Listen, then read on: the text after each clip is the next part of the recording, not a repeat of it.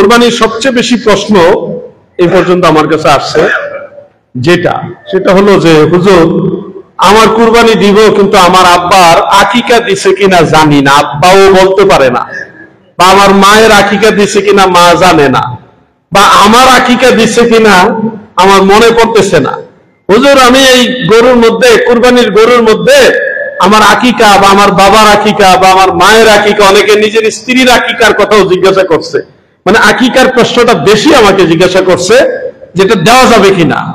একই পশুতে, কুরবানির পশুর মধ্যে কুরবানির শরীক প্লাস আকিকা দুইটা একসাথে দেওয়া যাবে কিনা, এই মাসআলাটা নিশ্চয়ই আপনাদের অনেকের জানার দরকার।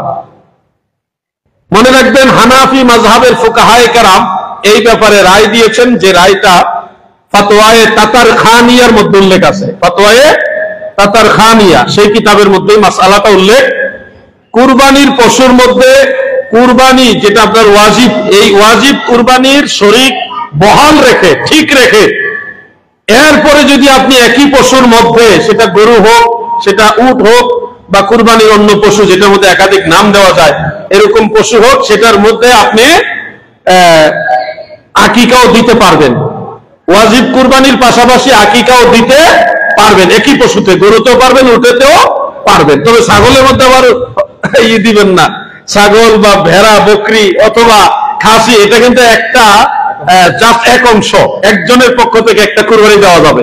এখানে আবার আকিকা আবার কুরবানি দুইটা একসাথে লাগাই দিবেন না, কিন্তু আকিকা কুরবানি একসাথে চলবে গরু এবং উটের মধ্যে, গরু এবং উটের মধ্যে। এই বছর বাঙালি আমরা জাতিটা একটা আজব জাতি, ঘোড়া খাওয়া শুরু করছে।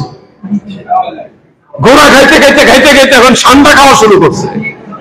কি একটা মুসিবতের যুগে আছি আমরা। এই কতক্ষণ ঘোড়া খায়, কতক্ষণ সান্ডা খায়, আবার কয়েকদিন পরে কুমির খাওয়া শুরু করে।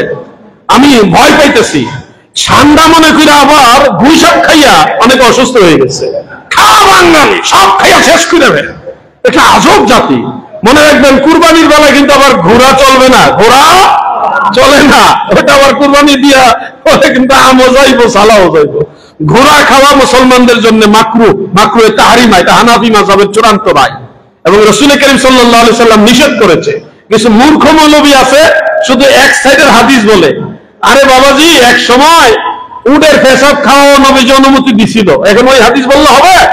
পরে যে নবীজি নিষেধ করছে এটা তোমার দেখতে হবে না? এখন আগের হাদিস আর পরে হাদিস বুঝে না।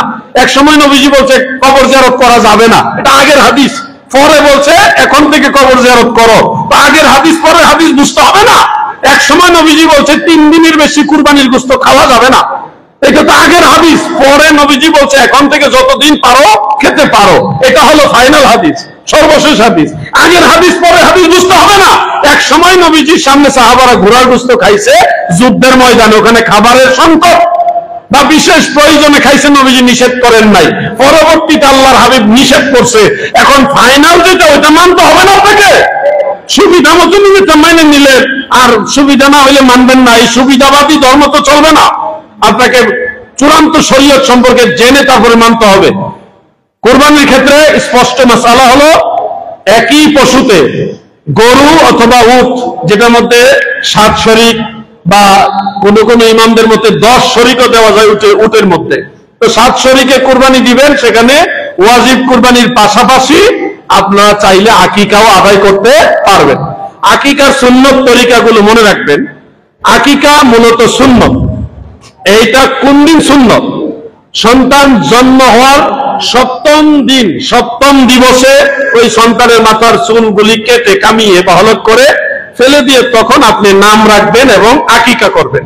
আকিকা ওই ছেলে হইলে একটা ছেলের পক্ষে 2টা ছাগল বা খাসি দেন বা ভেড়া বকরি যাই দিতে পারেন, 2টা, ছেলের জন্য 2টা, আর মেয়ে হইলে 1টা। যদি সামর্থ্য না থাকে, তৌফিক ভালো না থাকে, তাহলে আপনি ছেলের জন্য 1টা ছাগল আকিকা দিলেই আদায় হয়ে যাবে। এটা হলো তৌফিক না থাকলে। সামর্থ্য থাকলে আপনি ছেলের জন্য 2টা ছাগলই জবাই করবেন। এবং আকিকার গোশত সবার জন্য হালাল। কুরবানির গোশত যেমনি ভাবে সবার জন্য হালাল, আকিকার গোশত তেমনি ভাবে সবার জন্য হালাল।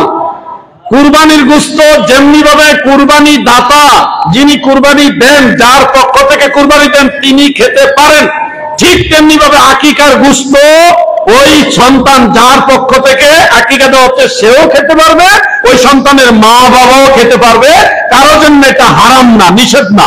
তবে আপনি যদি মনে করেন যেহেতু এটা আমার সন্তানের একটা আকিকা, সেই হিসাবে আমি এটা খাবো না, আমি গরিব মানুষদেরকে খাওয়াই দিব, এটাই বেটার হবে আপনার জন্য।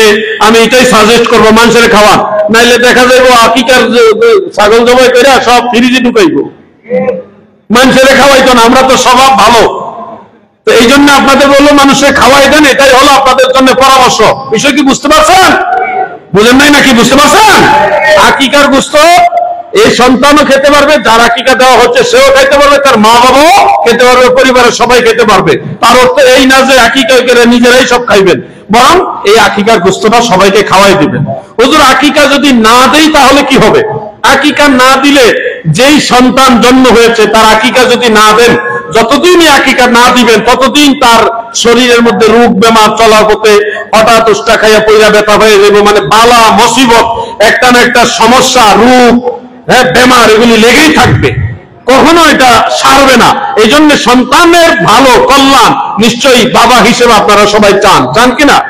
এই জন্য সন্তানের আকিকা যত দ্রুত সম্ভব আদায় করবেন। এটা হলো সপ্তম দিবসে আদায় করাটা হলো সুন্নত। এখন কেউ যদি অর্থ কষ্টের কারণে বা দারিদ্রতার কারণে সপ্তম দিনে আদায় করতে না পারেন, পরবর্তীতেও আপনি চাইলে আকিকা আদায় করতে পারবেন। কারণ দয়াল নবীজির নবুয়ত প্রকাশ হওয়ার পরে রাসূল করিম সাল্লাল্লাহু আলাইহি সাল্লাম নিজের পক্ষ থেকে আবার আকিকা আদায় করেছেন।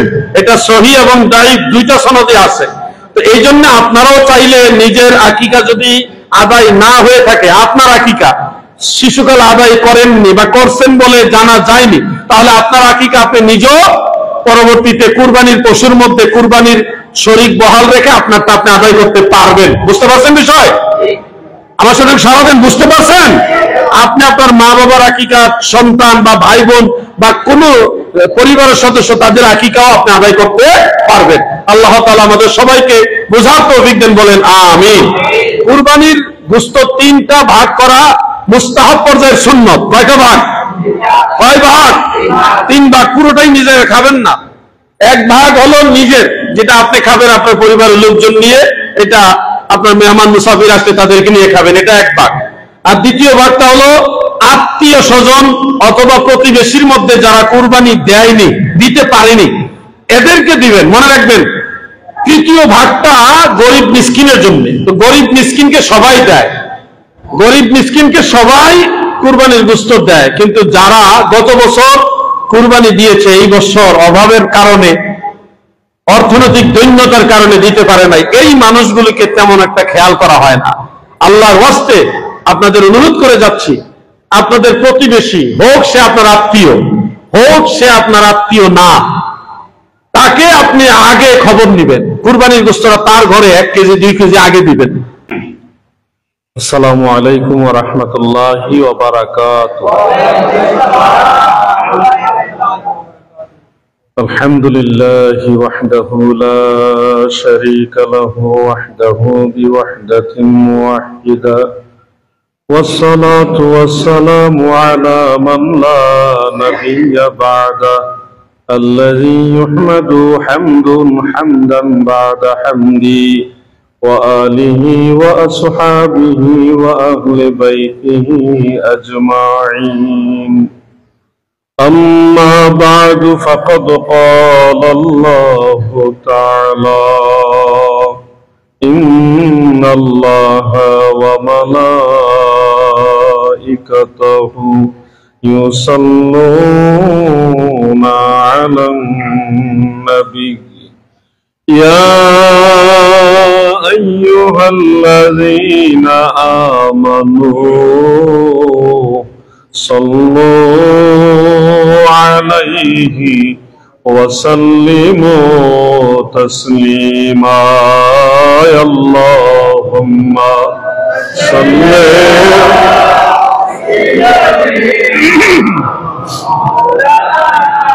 محمد وعلى آل سيدنا اللهم صل على سيدنا مولانا محمد وعلى آله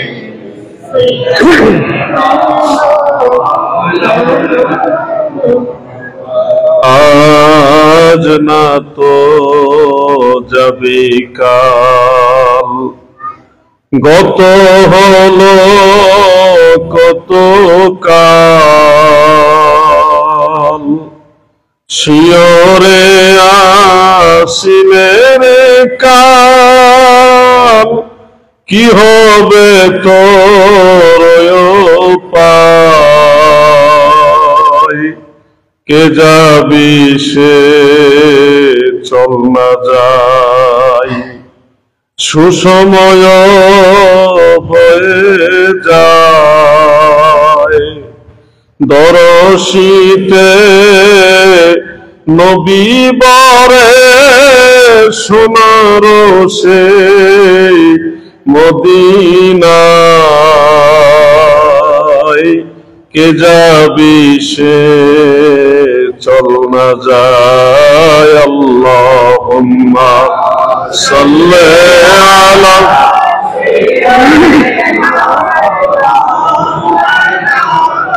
মুহাম্মদ ওয়া আলা আলি সাইয়্যিদিনা। সারা নিশি জেগে জেগে আরাধনা বিভোরে, কান্দিয়া কাটাইতেন নবী, পাপী উম্মতের তরে। আল্লাহুম্মা সাল্লি আলা মাওলানা ওয়া আলা আলি সাইয়্যিদিনা। জিকির লা ইলাহা ইল্লাল্লাহ, লা ইলাহা ইল্লাল্লাহ, লা ইলাহা ইল্লাল্লাহ, লা ইলাহা ইল্লাল্লাহ, লা ইলাহা ইল্লাল্লাহ, লা ইলাহা ইল্লাল্লাহ, লা ইলাহা ইল্লাল্লাহু মুহাম্মাদুর রাসূলুল্লাহ সাল্লাল্লাহু আলাইহি ওয়া আলিহি ওয়া সাল্লাম। আল্লাহর ওলি হযরতে কাজী সগীর সাহেব রাহমাতুল্লাহ আলাইহির বার্ষিক ফাতিহা শরীফ উপলক্ষে আয়োজিত এই ঐতিহ্যবাহী কাজী হযরতে কাজী সগীর রাহমাতুল্লাহ আলাইহির জামে মসজিদ পশ্চিম গোমদন্ডি বোয়ালখালীতে আজকের এই অনুষ্ঠানের সম্মানিত সভাপতির আসনে আসীন রয়েছেন আমার অত্যন্ত শ্রদ্ধাভাজন ব্যক্তিত্ব, এলাকারও একজন শ্রদ্ধাভাজন ব্যক্তিত্ব, জনাব হাজী আবুল কালাম আবু সাহেব, সাবেক মেয়র বোয়ালখালী পৌরসভা, যার সন্তান আল্লাহর ওলির এই ফাতিহা দিনের ইন্তেকাল হয়েছেন।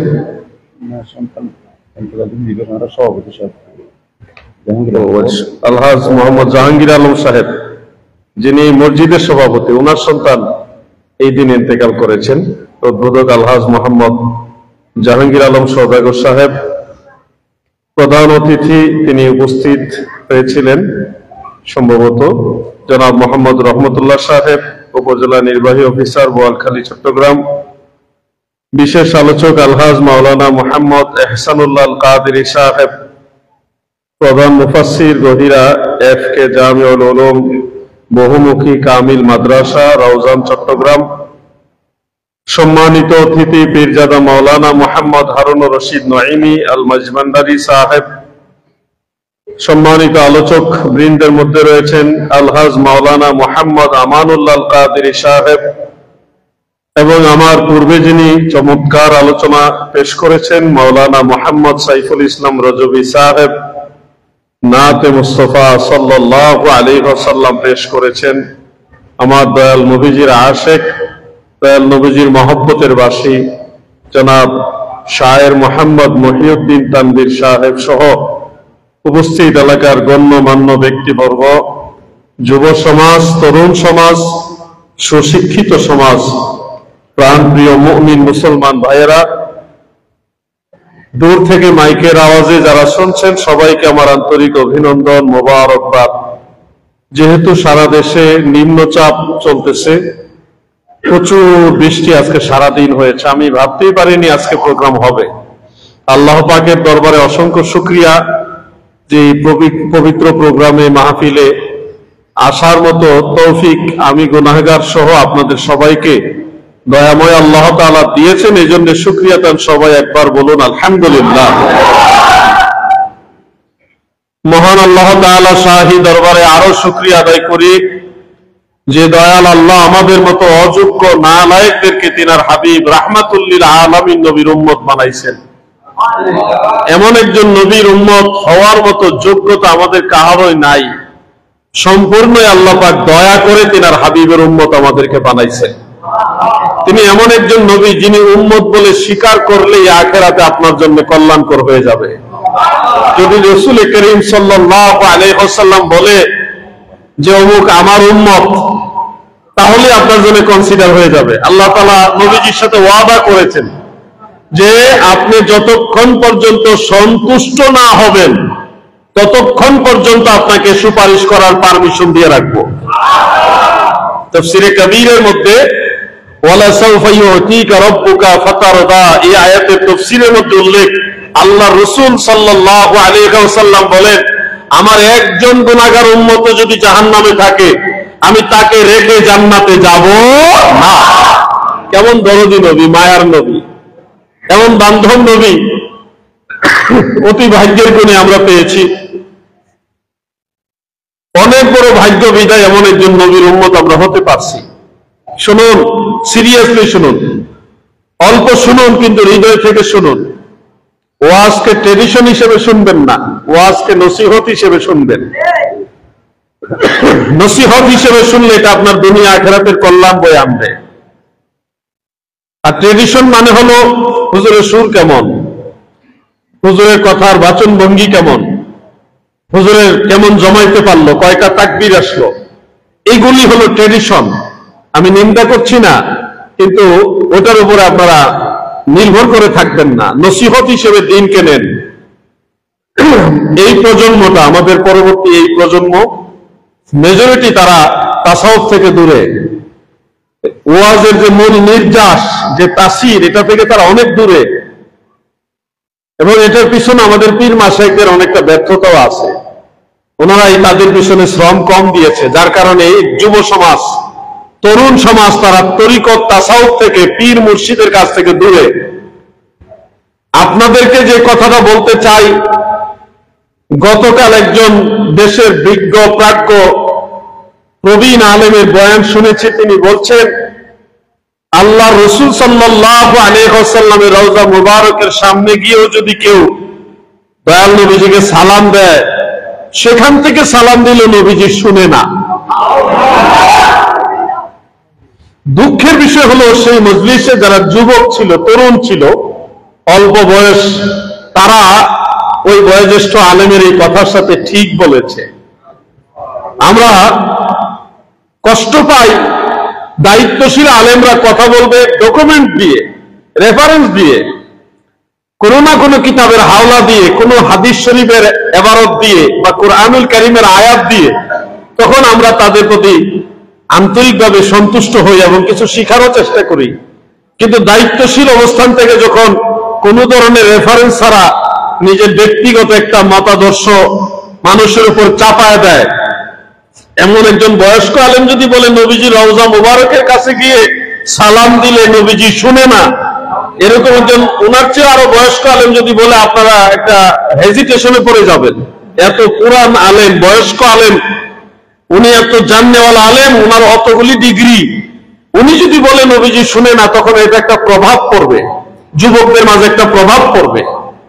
আমি আপনাদেরকে সতর্ক করতে চাই, আল্লাহর হাবিবের মহব্বতে আপনাদেরকে সতর্ক করতে চাই। বয়স বেশি হোক, কিন্তু শানে রেসালত, শানে নবুয়তের বিরুদ্ধে রেফারেন্সবিহীন কথা যদি কেউ বলে, সেই কথা গ্রহণ করা যাবে না। আমার ভাই মহিউদ্দিন তানবীরের মতো অল্প বয়সের লোক হোক, আমার ভাই রজবী সাহেবের মতো মিডিয়াম বয়সের লোক হোক, কিন্তু ওনার কথার সাথে যদি কোরআন সুন্নাহর দলিল থাকে, রেফারেন্স থাকে, সলফে সালিহিনের অনুসরণ থাকে, তাহলে ওনার বয়স বেশি না হলেও আল্লাহ এবং আল্লাহ রসুলের কথা মানার জন্য সেই রেফারেন্স ভিত্তিক কথাগুলি আপনাদের মানতে হবে। আল্লাহর হাবিব রওজা মুবারক থেকে শুনতে পান, রওজা মুবারকের সামনে গিয়ে সালাম দিলে শুনতে পান, এটাও সহিহ হাদিসের। বাবাজি লাগবে না, চাটা নিয়ে যান, অন্য কাউকে দিয়ে দেন, আমি দুধ চা খাই না, আর ওয়াজ অবস্থায় চা খাই না। ওয়াজ অবস্থায় চা খাই না কেন, এটার পিছনে কারণ আছে, বেয়াদবি নিবেন না। আমাকে একবার চায়ের সাথে সাবানের পানি খাওয়াইছে, সাবান মিক্স করে চা খাওয়াইছে মুন্সিগঞ্জে এক মাহফিলে, বেশ অনেক বছর আগে। আরেকবার চায়ের সাথে লাল চা, মানে রং চা, এর সাথে ঘুমের ট্যাবলেট খাওয়াইছে। তো এগুলি আমার অতীত জীবনের তিক্ত অভিজ্ঞতা। আল্লাহ পাকের দয়ায় কোন মাহফিলে এগুলি করে তারা মাহফিলের কোনো ব্যাঘাত ঘটাতে পারেনি। কারণ আমি আমার আলোচনায় 1 ঘন্টা আলোচনা করি, 1.5 ঘন্টা বলি, আর 2 ঘন্টা বলি, বা আরো কম বলি। টোটাল আলোচনাটাই রেফারেন্স ভিত্তিক, কোরআন হাদিসের দলিল দিয়ে কথা বলার চেষ্টা করি। নবীর গোলামি করি, ক্যাম্বেসারি করি মদিনাওয়ালা, ক্যাম্বেসারি করি আল্লাহর ওলিদের। এই জন্য যত বড়ই সাবানের পারে আর ঘুমের ট্যাবলেট আর যাই কিছু করে, এগুলো কাজে আসে না। আপনারা এটা নিয়ে আবার মনে থেকে দোষ নিয়েন না যে আপনি না খাইলে আমরা অপমান বোধ করবো না। আমি আপনাদের সম্মান করে বলছি, আমি মঞ্চে ওয়াজ চলাকালীন এগুলি সাধারণত খাই না, খাইলে আমার নিজে ফ্লাক্সে করে পানি নিয়ে যাই, ওইটা খাই। বেয়াদবি নিলেন না তো নাকি? তো দরুদ শরীফ পড়ুন, আল্লাহুম্মা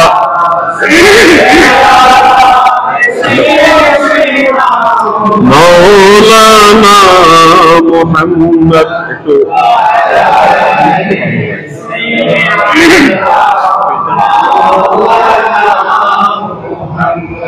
আল্লাহুম্মা সাল্লি আলা, পড়েন, মহব্বতে পড়েন, মাওলানা মুহাম্মদ ওয়া আলা আলি।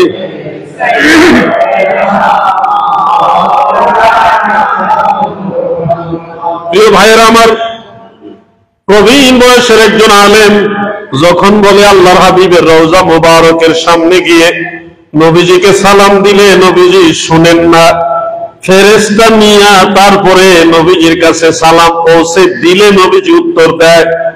এই যে একটা কথা বললেন, কথার পিছনে কোনো দলিল নাই। ওই যে আমি মাঝে মধ্যে বলি, এদের সবচেয়ে বড় দলিল হলো কিতাবুল আন্দাজ।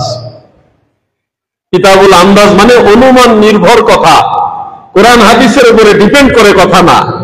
ওলামায়ে কেরাম জানেন, হাফিজুল হাদিস ইমাম আবু শাইখ ইসফাহানি রহমাতুল্লাহ আলাইহি তার কিতাবুল আজমাতের মধ্যে, কেউ কেউ আজমাত বলেন, এটাই মশহুর, কিতাবুল আজমাতের মধ্যে ইমাম আবু শাইখ ইসফাহানি বিশুদ্ধ সনদে একটা হাদিস উল্লেখ করেছেন, যে হাদিস সম্পর্কে হাফেজ ইবনু হাজার আসকালানি রহমাতুল্লাহ আলাইহি বুখারী শরীফের সবচেয়ে প্রসিদ্ধ সরা ফাতহুল বারি, শরহে বুখারী, সেখানে তিনি উল্লেখ করে, হাদিস শরীফ উল্লেখ করে বলেছেন, এই সনদ হলো ইসনাদুহু যায়্যিদ, অতি উত্তম সনদ এটা।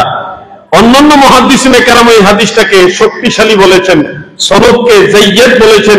হাদিস হলো, নবীজি বলেন, মান সাল্লা আলাইয়া ইনদা কাবরি সামিতুহু, যারা আমি রাসূলের রওজা মুবারকের নিকটে দাঁড়িয়ে আমি রাসূলকে সালাম দিবে, আল্লাহর নবী বলেন আমি নিজে তা শুনি। সুবহানাল্লাহ বলেন, সুবহানাল্লাহ বলেন।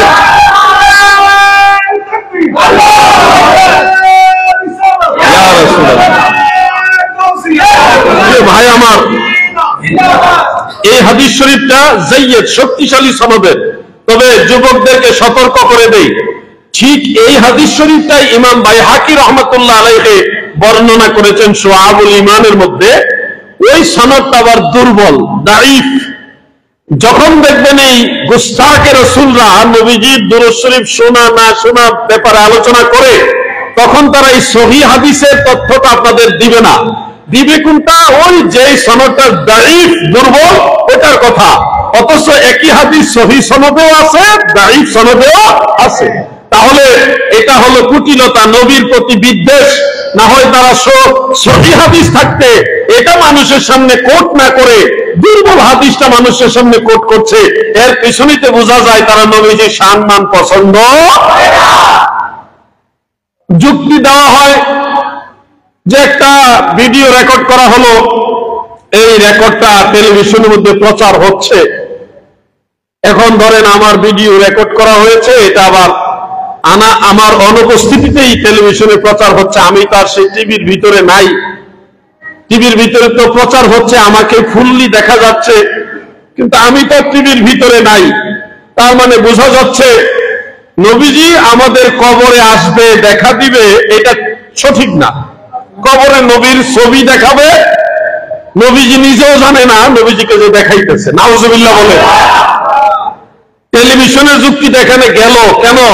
লাইভ ইমুতে, হোয়াটসঅ্যাপে, বাংলাদেশে বসে লন্ডন, আমেরিকা, কানাডা, ইটালি, ফ্রান্সে, সারা ওয়ার্ল্ডে এখান থেকে বসে আপনি যে পৃথিবীর ওই প্রান্তের মানুষটাকে এখনই দেখছেন বা আপনাকে দেখছে, এই যে লাইভ চলতেছে বিভিন্ন চ্যানেলের মধ্যে, আমাকে দেশের মানুষরাও দেখছে, দেশের বাহিরের মানুষরাও দেখছে। এই যে দেখা দেখিটা, এটা কিন্তু এমন একটা দেখা দেখি যে লাইভ, লাইভ মানে কি হুবহু এখন দেখতেছেন।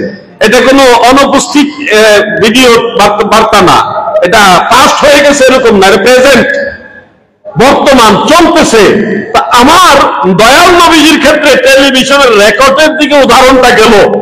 ইমো, হোয়াটসঅ্যাপে, বিভিন্ন মাধ্যমে অথবা স্যাটেলাইটের মাধ্যমে যে এট এ টাইম রানিং দেখা যায়, রানিং দেখা যায়, ওইটা কিন্তু আমার উদাহরণে আসলো। এ থেকে বোঝা গেল ওই লোকের উদাহরণের ভিতরে নবীর প্রতি বিদ্বেষ আছে। মিশকাত শরীফের হাসিয়া আছে, হাসিয়া মানে টিকা, সাইড নোট।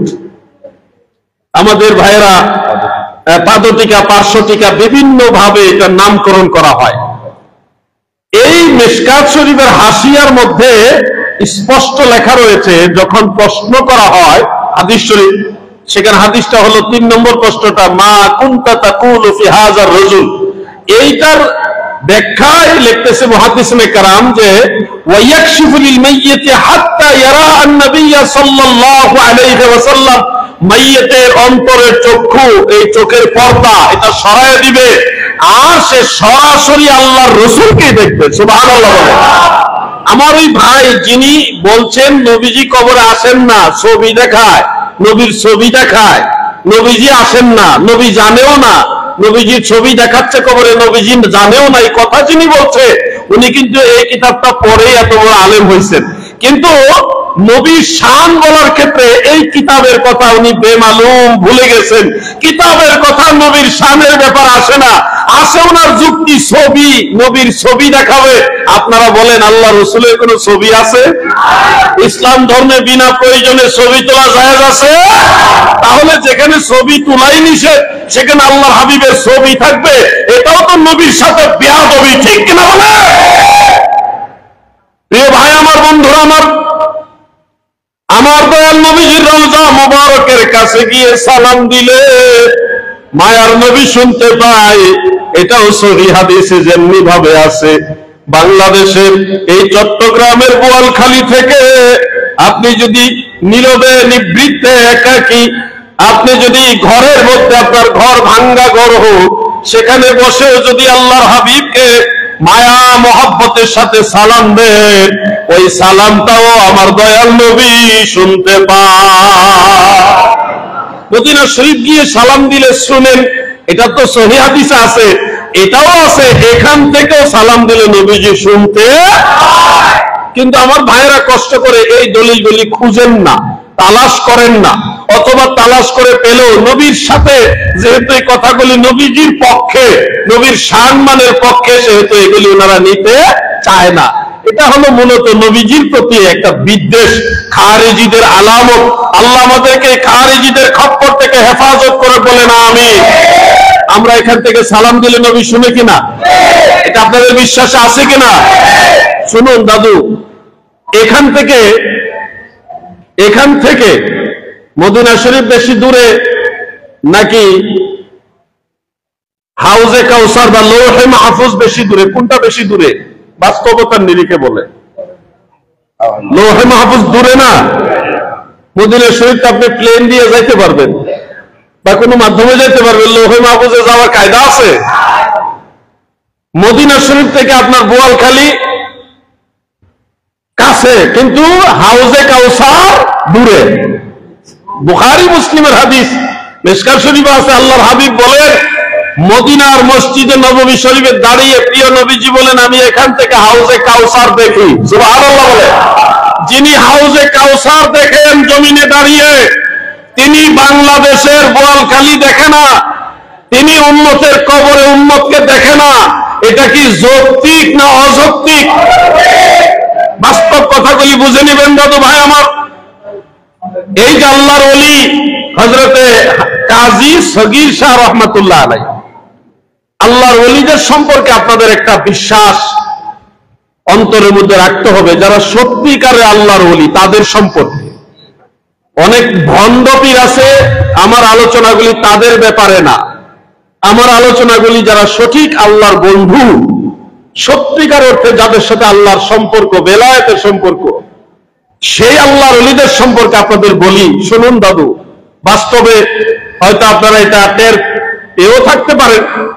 আল্লাহর ওলিরা ইন্তেকাল করার পরেও সে ইল্লিয়িন থেকে জমিনে আসা যাওয়া করতে পারে। বলবেন এটা কি আমি নিজের গায়ের জোরে বললাম নাকি বাস্তবে দলিলের জোরে বললাম? আমি আপনাকে দলিল সহকারে শুনিয়ে দিচ্ছি। আল্লাহর ওলি যারা সত্যিকারের মুমিনে কামিল যারা, তারা ইন্তেকাল করার পরে তাদের রুহুটা চলে যায় মালাইল আলা, সর্বোচ্চ জগতে ইল্লিয়িনের মধ্যে। সেই ইল্লিয়িন থেকে ওনারা জমিনে আসেন। এটা আমার কথা নয়, এটা প্রিয় নবীজির কথা। যেই দলিলটা কোট করেছেন হাফিজুল হাদিস ইমাম ইবনে আব্দুল বার রাহমাতুল্লাহ আলাইহির আল ইস্তিসকার সেই কিতাবের মধ্যে। এছাড়াও আত-তামহিদের মধ্যে হাদিসটা রয়েছে। আরো বেশ অনেকগুলো কিতাব, একটা কিতাবের নাম ইমাম ইবনে রাজব হাম্বলি রাহমাতুল্লাহ আলাইহির আহওয়ালুল কুবুর, সেই কিতাবের মধ্যে হাদিসটা আছে। আরো অনেক কিতাবে, আমি কিতাবের নাম বলা মূল মাকসাদ না, দুই একটা কিতাবের রেফারেন্স দিয়ে আপনাদের বললাম। আল্লাহর হাবিব বলেছেন আন আবি হুরায়রা রাদিয়াল্লাহু তাআলা আনহু ক্বালা ক্বালা রাসূলুল্লাহ সাল্লাল্লাহু আলাইহি ওয়াসাল্লাম ইন্না আরওয়াহাল মুমিনিনা মুরসালাতুন তাযহাবু হাইসু শাআত। সুবহানাল্লাহ। হযরত আবু হুরায়রা রাদিয়াল্লাহু তাআলা আনহু থেকে বর্ণিত, তিনি বলেন আল্লাহর হাবিব বলেন উম্মতেরা গো,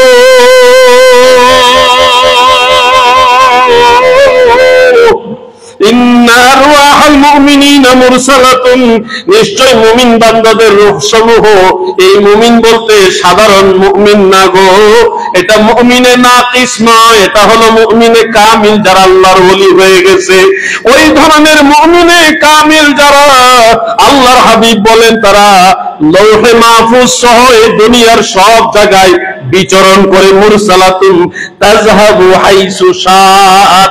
শুধু এই বোয়ালখালী না, এই মসজিদ না, আল্লাহর ওলিরা আল্লাহর দেওয়া ক্ষমতায় গোটা দুনিয়ার আনাচে কানাচে যেখানে খুশি ওইখানে রূহানি ভাবে সায়ের করে। আল্লাহর হাবিবের হাদিস।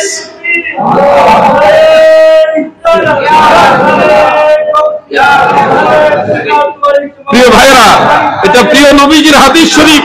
আমি জাস্ট একটা মতন আপনাদের পরে শোনালাম। এর সাথে আরো শাওয়াহিদ হিসেবে বহু হাদিস আছে এই একই বিষয়ে। শুধু আপনাদেরকে বলছি যে আল্লাহর ওলি যারা হয় তারা কিন্তু জমিনে সায়ের করে।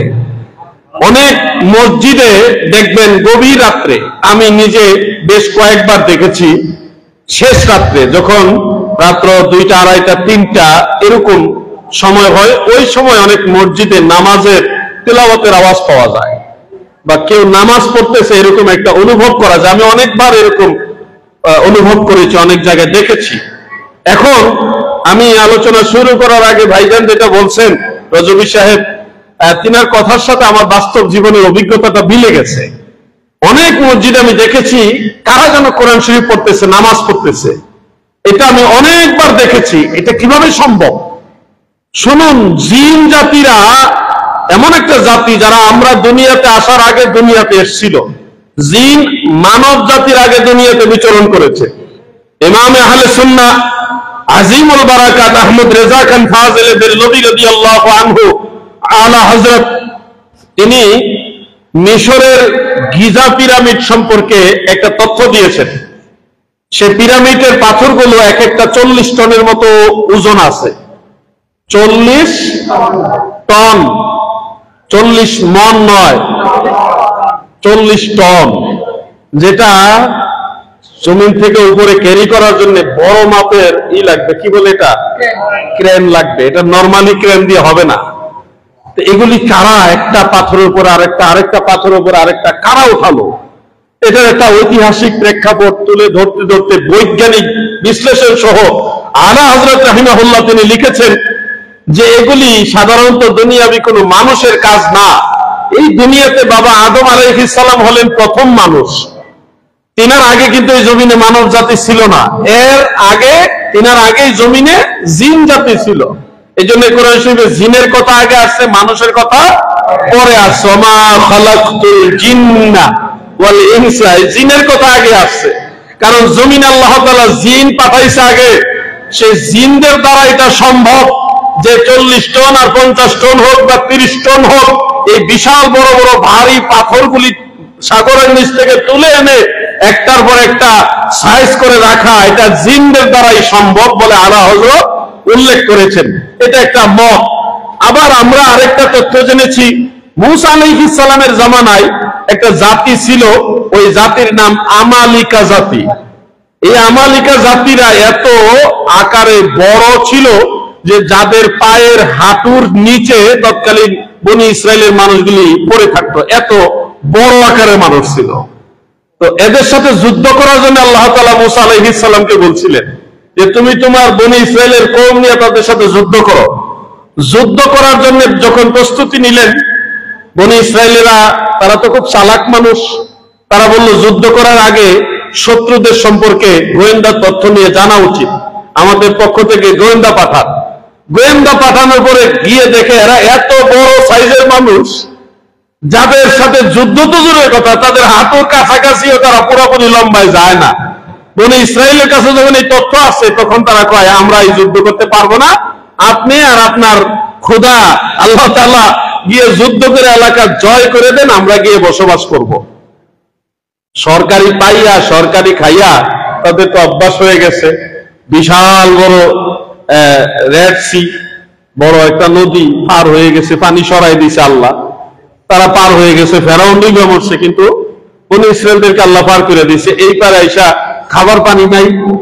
মূসা নবী তোমার কথায় এলাকা ছাইরা, ফেরাউনের এলাকা ছাইরা, মিশর ছাইরা চলে আসলাম এদিকে, এখন তো পানির পিপাসা লাগছে, পানি খাওয়াও, লবণাক্ত পানি, সাগরের পানি তো খাওয়া যাবে না, কি করা যায়? এখন মূসা আলাইহিস সালাম হাতের লাঠি দিয়ে এইভাবে গুঁতো দিলেন, মাটি মিষ্টি পানি উঠতেছে, সরকারি পানি মতো আর কি, মানে আল্লাহ তাআলার দেওয়া পানি খাইলো। কিছুক্ষণ পরে ক্ষুধা লাগছে, পেটের ক্ষুধা, এখন কি করব? এখন আল্লাহ তাআলা মানে আসমানি খাবার মান্না ওয়া সালাওয়া পাঠাইলেন, আসমানি খাবার, সরকারি খাওন আর কি। খাইতে খাইতে তারা তো মনে করেন সব ফ্রি পাইয়া অভ্যাস হয়ে গেছে। ফ্রি প্রথম যুদ্ধ করা সম্ভব না, তখন কয় যে আমরা যুদ্ধ করতে পারবো না, আপনি আর আপনার আল্লাহ গিয়ে যুদ্ধ করে এলাকা ক্লিয়ার করে দেন, আমরা গিয়ে বসবাস করব। কি সরকারি দাবি, চিন্তা করছেন? এত বড় মানুষের সাথে যুদ্ধ করা সম্ভব না, ওনারা যুদ্ধ করতে রাজি হইল না। তো জানা যাচ্ছে একটা তথ্য মোতাবেক আমালিকা জাতিরা যেহেতু আকারে বৃহৎ আকার ছিল, ওই তারা এই একটা পাথরের উপর একটা রেখে তৎকালীন সময় এইগুলি করেছে, এটা একটা মত। আল্লাহু আলাম, আল্লাহ তাআলাই সবচেয়ে ভালো জানে, কারণ পৃথিবীতে এখনো 7টা জিনিস আছে যেগুলির কোনো বৈজ্ঞানিক ব্যাখ্যা এখনো পাওয়া যায়নি, যার মধ্যে একটা হলো মিশরের গিজা পিরামিড। তা আমি আপনাদেরকে এই তথ্যগুলি হঠাৎ করে নিয়ে আসলাম জিনের কথা নিয়ে। জিন, এই জিন জাতি তারা হলো আগুনের তৈরি। একটা জিন দেখেন আপনি, তারা চাইলে মুহূর্তের মধ্যে পৃথিবীর এক প্রান্ত থেকে আরেক প্রান্তে যাইতে পারে, ক্ষমতা আল্লাহ তাদেরকে দিয়ে রাখছে। এবং কোরআন শরীফের মধ্যে এটা ঘটনাও আছে সূরা নামলের মধ্যে। এগুলি আপনারা জানেন, আমি বারবার বলে সময় নষ্ট করতে চাচ্ছি না। ইফরিত জিনের কথা কোরআন শরীফে আছে। তো এই যে একটা পাওয়ার, জিন জাতি যদি মুহূর্তের মধ্যে অথবা অল্প সময়ের মধ্যে এক প্রান্ত থেকে আরেক প্রান্তে যাওয়ার মতো ক্যাপাসিটি পাওয়ার রাখে, আপনাদের বিবেকে কি বলে আল্লাহর ওলিদের পাওয়ার কি জিনের চেয়ে কম না বেশি? নিঃসন্দেহে বেশি, এখানে কোনো সন্দেহ রাখা যাবে না। আরেকটা হাদিস শরীফ আপনাদেরকে বলি, তাহলে আরো ক্লিয়ার হবে জিনিসটা। মুসান্নাফ ইবনে আবি শাইবা এই কিতাবের মধ্যে উল্লেখ, কিছু যুবক আছে কয় বুখারী মুসলিমের কথা কয়, বুখারী মুসলিমে আসেনি। আরে বাবাজি, যে কিতাবগুলোর নাম আমরা বলি এগুলি তোমরা হুজুররাও ঠিক মতো পড়ে না অথবা খুঁজেই পায় না, যার কারণে তারা সীমাবদ্ধ কয়েকটা হাদিসের মধ্যে, কয়েকটা কিতাবের মধ্যে সীমাবদ্ধ থাকার কারণে তারাও এগুলি জানে না, তোমরা তাদের ফলোয়ার্স। এখন তোমরা ওই সমস্ত কিতাবের কথা শুনলে তো বুখারী মুসলিমে আছে। এখন আপনি যদি বলেন আমি বলতেছি মিশরের গিজা পিরামিডের কথা, আপনি যদি বলেন বোয়ালখালীর কথা বলেন, আপনার দৌড় হইল বোয়ালখালী পর্যন্ত, আপনার জানা আছে বোয়ালখালী পর্যন্ত। এখন আপনার কাছে তো মিশরের কথা ভালো লাগবে না। মুসান্নাফ ইবনে আবি শাইবা এই ধরনের প্রাচীন প্রাচীন কিতাবের নাম শুনলে যারা বলে বুখারী মুসলিমে আসেনি বলেন, তাদের দৌড়টা হলো ওই পর্যন্তই। মনে রাখবেন, এই মুসান্নাফ কিতাবটা যিনি লিখেছেন উনি ইমাম বুখারীর উস্তাদ, ইমাম মুসলিমেরও উস্তাদ, দুনু শাইখাইনের উস্তাদ। তাহলে ছোটখাটো ইমাম না বড় ইমাম? ইমাম বুখারীর উস্তাদের লেখা কিতাব, তাও বুখারী এবং মুসলিম দুইটা কিতাব একসাথে করলে যতটুকু বড় হবে এর চেয়ে বড় কিতাব হলো ওইটা, মুসান্নাফ ইবনে আবি শাইবা। সেই কিতাব থেকে একটা হাদিস আপনাদের শোনাই, মুআজামুল কাবীর লিত-তাবারানির মধ্যে হাদিসটা আছে। প্রিয় ভাই আমার, আল্লাহর হাবিব রাহমাতুল লিল আলামিন ফজরের নামাজ পড়ে একদিন মসজিদে নববী শরীফ থেকে বের হলেন। বের হওয়ার পরে নবীর সামনে একজন সাহাবী দাঁড়ায় গেলেন। আল্লাহর হাবিব দয়ার নবীজি বললেন, ওই সাহাবীর নাম হলো হারেস। হারেস রে, আজকে ভোরবেলাটা তোমার কেমন হলো? তিনি উত্তরে বললেন, আজকের ভোরবেলাটা হাক্কান মুমিনান, আমার আজকের ভোরবেলাটা সত্যিকারের মুমিন হিসেবে হয়েছে। আল্লাহর হাবিব বলেন, ফানজুর মাযা তাকুলু, তুমি কি বলছো তুমি ভালোভাবে নজর করে বলো, কেননা প্রত্যেক জিনিসের হাকিকত আছে। ফাইন্না লিকুল্লি হাকিকাতিন হাকিকা, কেননা প্রত্যেকটা হাকিকতেরও হাকিকত আছে। মাল হাকিকাতু ঈমানাক, তোমার এই ঈমানের হাকিকত কি? যে সত্যিকারের ঈমান নিয়ে তুমি আজকে সকালবেলা পার করছো, এই সত্যিকার ঈমান বলতে কি বুঝাচ্ছ, এর হাকিকত কি? তিনি উত্তরে বললেন, আমার ঈমানের হাকিকত হলো কান্নী আনজুরু ইলা আরশি রাব্বি বারিযা, আমার ঈমানের হাকিকত এই জমিনে দাঁড়িয়ে আমি আল্লাহর আরশে আজিম দেখি। সুবহানাল্লাহ।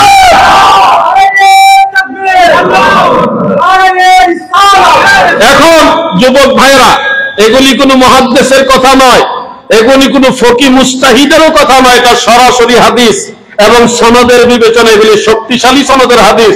সেখান থেকে আপনি দেখেন নবীজি রাসূল করিম সাল্লাল্লাহু আলাইহি ওয়াসাল্লাম তো অনেক ঊর্ধ্বের কথা, তুলনাই দেওয়া যাবে না। আল্লাহর নবীর উম্মতের মধ্যে যারা সাহাবী ছিলেন তাদের ঈমানের পাওয়ার কত, তারা জমিনে দাঁড়িয়ে আরশে আজিম পর্যন্ত দেখেন। আর আমরা যদি এখন বড় মুরব্বী শায়েখের কাছে শুনি যে আল্লাহর নবী নিজেই কবরে, উম্মতের কবরে কি হয় না হয় জানে না, তাহলে এটা কি মেনে নেওয়া যাবে? এগুলি নবীর দুশমন, কখনোই তাদের জবান থেকে নবীর প্রশংসা আসবে না। যত দেখবেন তারা কোরআন শরীফ সবগুলি সূরা আয়াত পারা তন্ন তন্ন করে পড়বে আর খুঁজবে কোন জায়গায় আছে নবী জানে না, কোন জায়গায় আছে নবীজি আমাদের মতোই, কোন জায়গায় আছে নবীজি পারে না, কোন জায়গায় আছে নবীজি পারবে না, এগুলি তারা কোরআন থেকে খুঁজে খুঁজে বের করার চেষ্টা করে। আর সুন্নিরা যখন কোরআন পড়ে তখন সব সূরা আয়াত পারা সব পড়ে আর খুঁজে কোথায় আছে আমার নবী শাফাআতকারী, কোথায় আছে আমার নবী তারানেওয়ালা, কোথায় আছে আমার নবী জানে, কোথায় আছে আমার নবী পারে। নবীর প্রেমিকরা নবীর শান কোরআন থেকে খুঁজে, ঠিক কিনা বলে?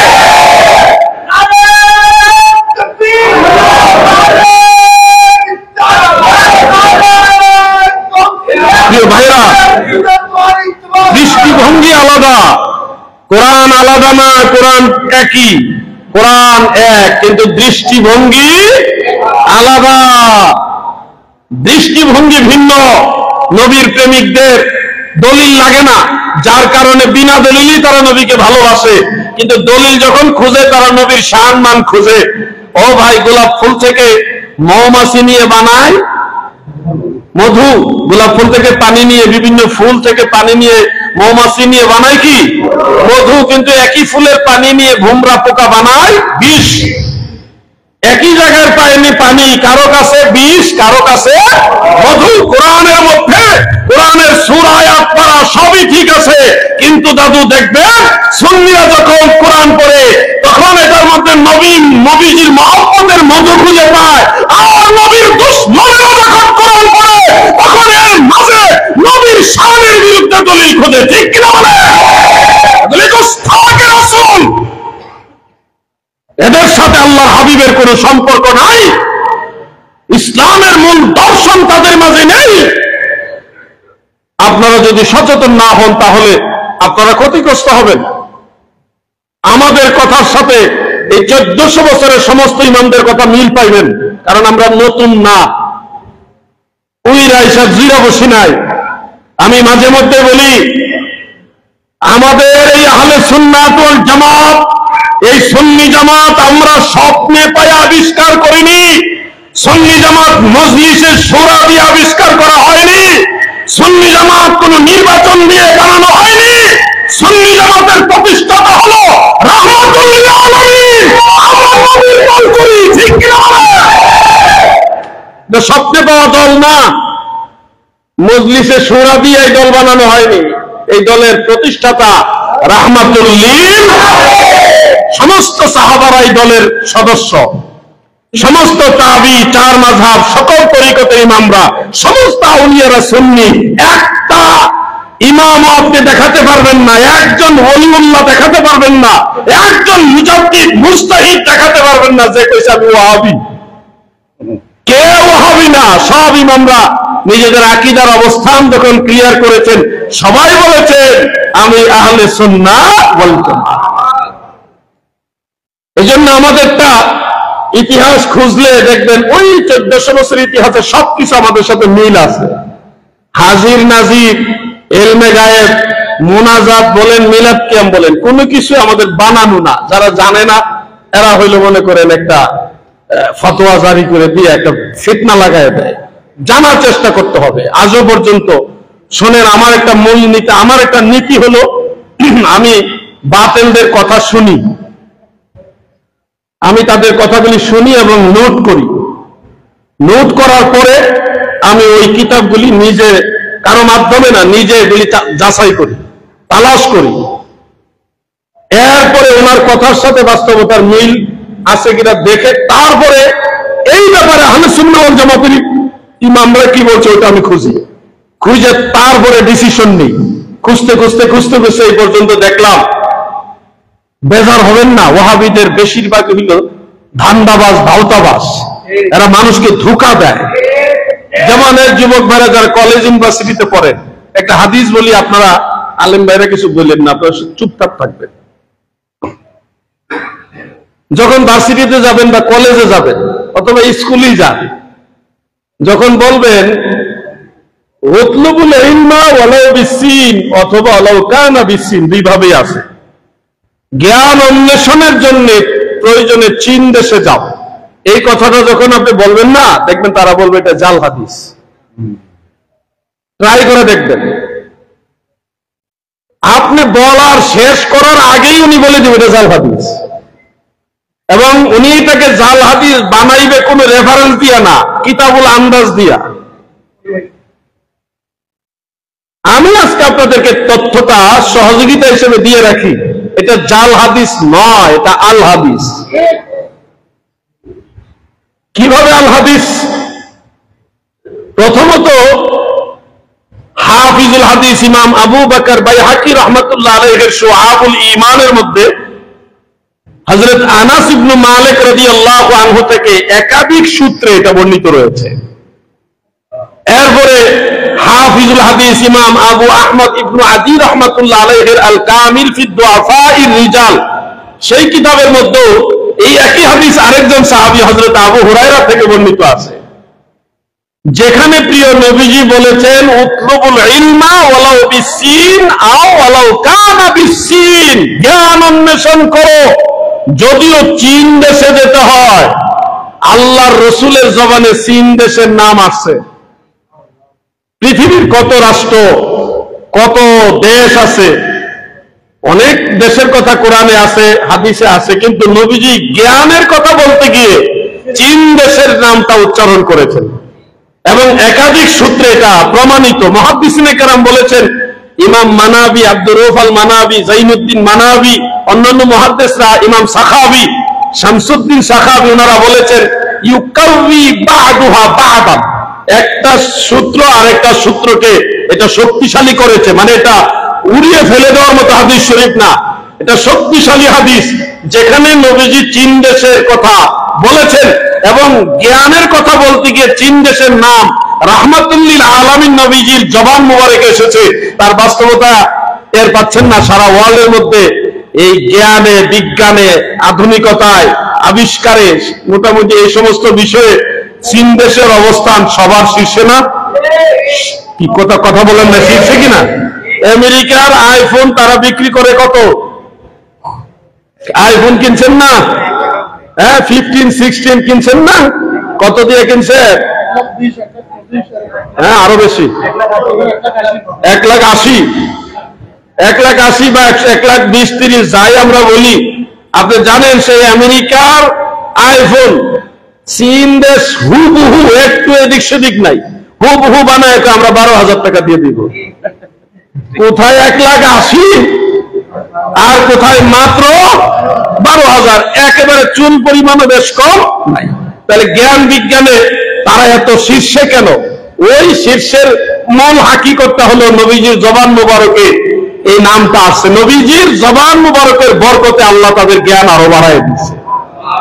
এই জন্য চীন দেশে যে একেবারে আমরা জ্ঞান অন্বেষণ করতে যেতে হবে তা না, এটা একটা উপমা, উদাহরণ, যে তোমরা প্রয়োজনে নিজের দেশ ছেড়েও যদি অন্য কোনো দেশে যেতে হয়, চীন দেশে হোক আর যে কোনো দেশে যদি জ্ঞান আহরণের জন্য যেতে চাও তাহলে যাবে। এটা নবীজি উৎসাহের জন্য এইভাবে বলেছে। চীন দেশের নাম নবীজি বলার কারণে চীন দেশের দাম বেড়ে গেছে। এটা নবীজির জবান মুবারকের বরকত। আল্লাহ কবুল করুক, বলেন আমিন। দুরূদ শরীফ পড়ুন, আল্লাহুম্মা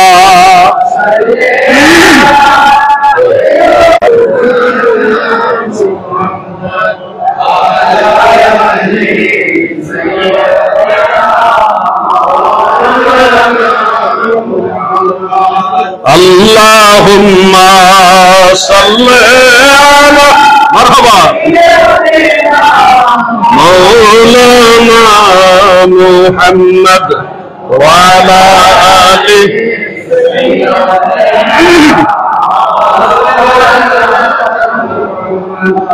আমি আলোচনাটা সামনে যেহেতু কুরবানি ওই বিষয়ে কিছু কথা বলবো।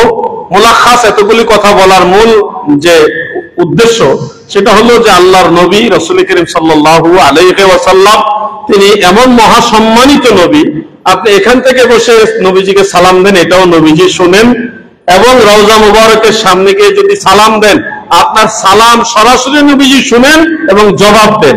এই বিশ্বাসটা অন্তর থেকে রাখতে হবে। এই বিশ্বাস আপনাদের অন্তরে আছে তো? এই বিশ্বাস নিয়ে আমরা দুরূদ পড়ি, এই জন্য দুরূদের মধ্যে মহব্বত বেশি। আর দেখেন ওয়াহাবিদের বিশাল বড় বড় সমাবেশ, কত বক্তা আছে, কত ডিগ্রিধারী বড় বড় নামি দামি স্কলার আছে গো, লাখ লাখ মানুষ জড়ো হয়েছে, কিন্তু শোনার মতো আমার নবীর দুরুদের আওয়াজ তাদের মাঝে পাওয়া যায় না। অপোজিটে নবীর প্রেমিকেরা, তারা বড় ডিগ্রি নাই, তারা বড় টাকাওয়ালা না, বড় স্কলার না, আমার নবীর গোলাম, আমার নবীজির সুন্নিয়তের খাদেম, তারা যদি ছোট্ট একটা মজলিসে বসে, যদি 11 জন মানুষ নিয়ে বসে, এই 11 জন যখন একটা মজলিসে বসে নবীর দরুদ পড়ে গো, ওই দরুদের মাঝে নবীর মহব্বতের মধু পাওয়া যায়। এই জন্য দাদু আমার একটা জিনিস হলো সোনা স্বর্ণ, আর একটা হলো 2 নম্বর সিটি গোল্ড। কি গোল্ড?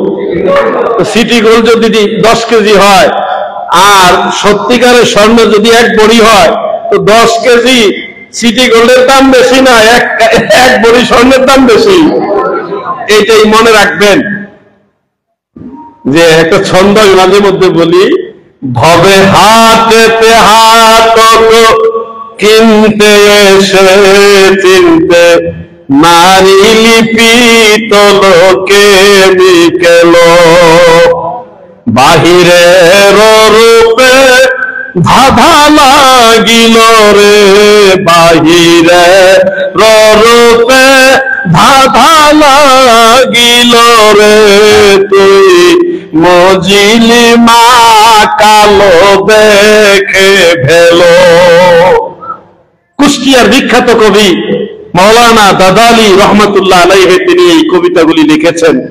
কিছু চাহিনে তোমার নিকট হে, শুধু দর্শন অভিলাষ মনে, ভবে রাজ অভিরাজ কর যদি কবু, ধরিবে না মনে তোমা বিনে। আমার যদি রাজা বাদশাহ দুনিয়াতে বানান, ওগো দয়াল নবীজি, আমার অন্তরে আপনি ছাড়া অন্য কিছু জায়গা হবে না।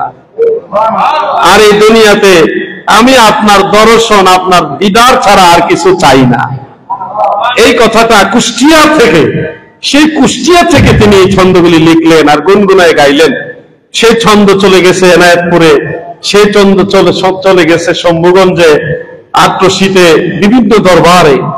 এই ছন্দের মূল যে লেখক তিনি হলেন বিখ্যাত কবি মাওলানা দাদালি সাহেব রহমতুল্লাহ আলাইহি। এই জন্য আমি এগুলি গাই, আমার খুব ভালো লাগে। আমার মুর্শিদ কেবলা তিনিও গাইতেন। তো পীর মুরিদির ফাংশনে গিয়ে আবার অনেক নোংরা মানুষ আছে, আমি তাদেরকে বলে দেই, পীর মুরিদি এটা যার যার তাসাউফের সাথে, প্রেমের সাথে জড়িত। অনেকে অনেকভাবে বিষয়গুলি দেখেন। আমি কার কাছে মুরিদ, কে আমার পীর, এত কিছু জানার জন্য অনেক সময় প্রশ্ন করেন। আপনাদেরকে সম্মানের সাথে বলে দিচ্ছি, আমার পীর ও মুর্শিদ কে এটা আমার ব্যক্তিগত বিষয়। তারপরও মাঝে মধ্যে মনে চায় এই অবুঝ মানুষগুলিকে বুঝানো।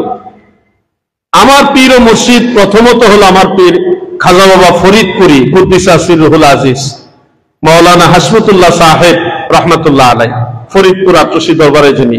কিন্তু হুজুর কেবলার উফাতের পরে 2001 সালে হুজুর উফাত হইলেন। এরপরে দীর্ঘ একটা সময় সেখানে আমি ছিলাম, কিন্তু আকিদা, আমল, আখলাক, সেই মানহাজটা, হুজুর পাকের যে আদর্শ, এটা এক ধরনের বিলীন হওয়ার পথে ওখান থেকে আমি সরে চলে আসছি। তারপরে আমি ইমামে আহলে সুন্নাত আলা হযরত আজিমুল বারাকাত ইমাম আহমদ রেজা খান ফাজেলে বেরলভী রহমতুল্লাহ আলাইহির দরবারে গিয়েছি। আলা হযরত বেরেলী শরীফে গিয়েছি। সেখানে হুজুর আল্লামা তৌসিফ রেজা মাদ্দাজিল্লাহুল আলী হুজুরের কাছে আমি আলা হযরতের সিলসিলার বায়াত গ্রহণ করেছি। আজকে আপনাদের বলছি, প্রয়োজনে হুজুর যখন বাংলাদেশে আসবে হুজুরকে জিজ্ঞাসা করবেন।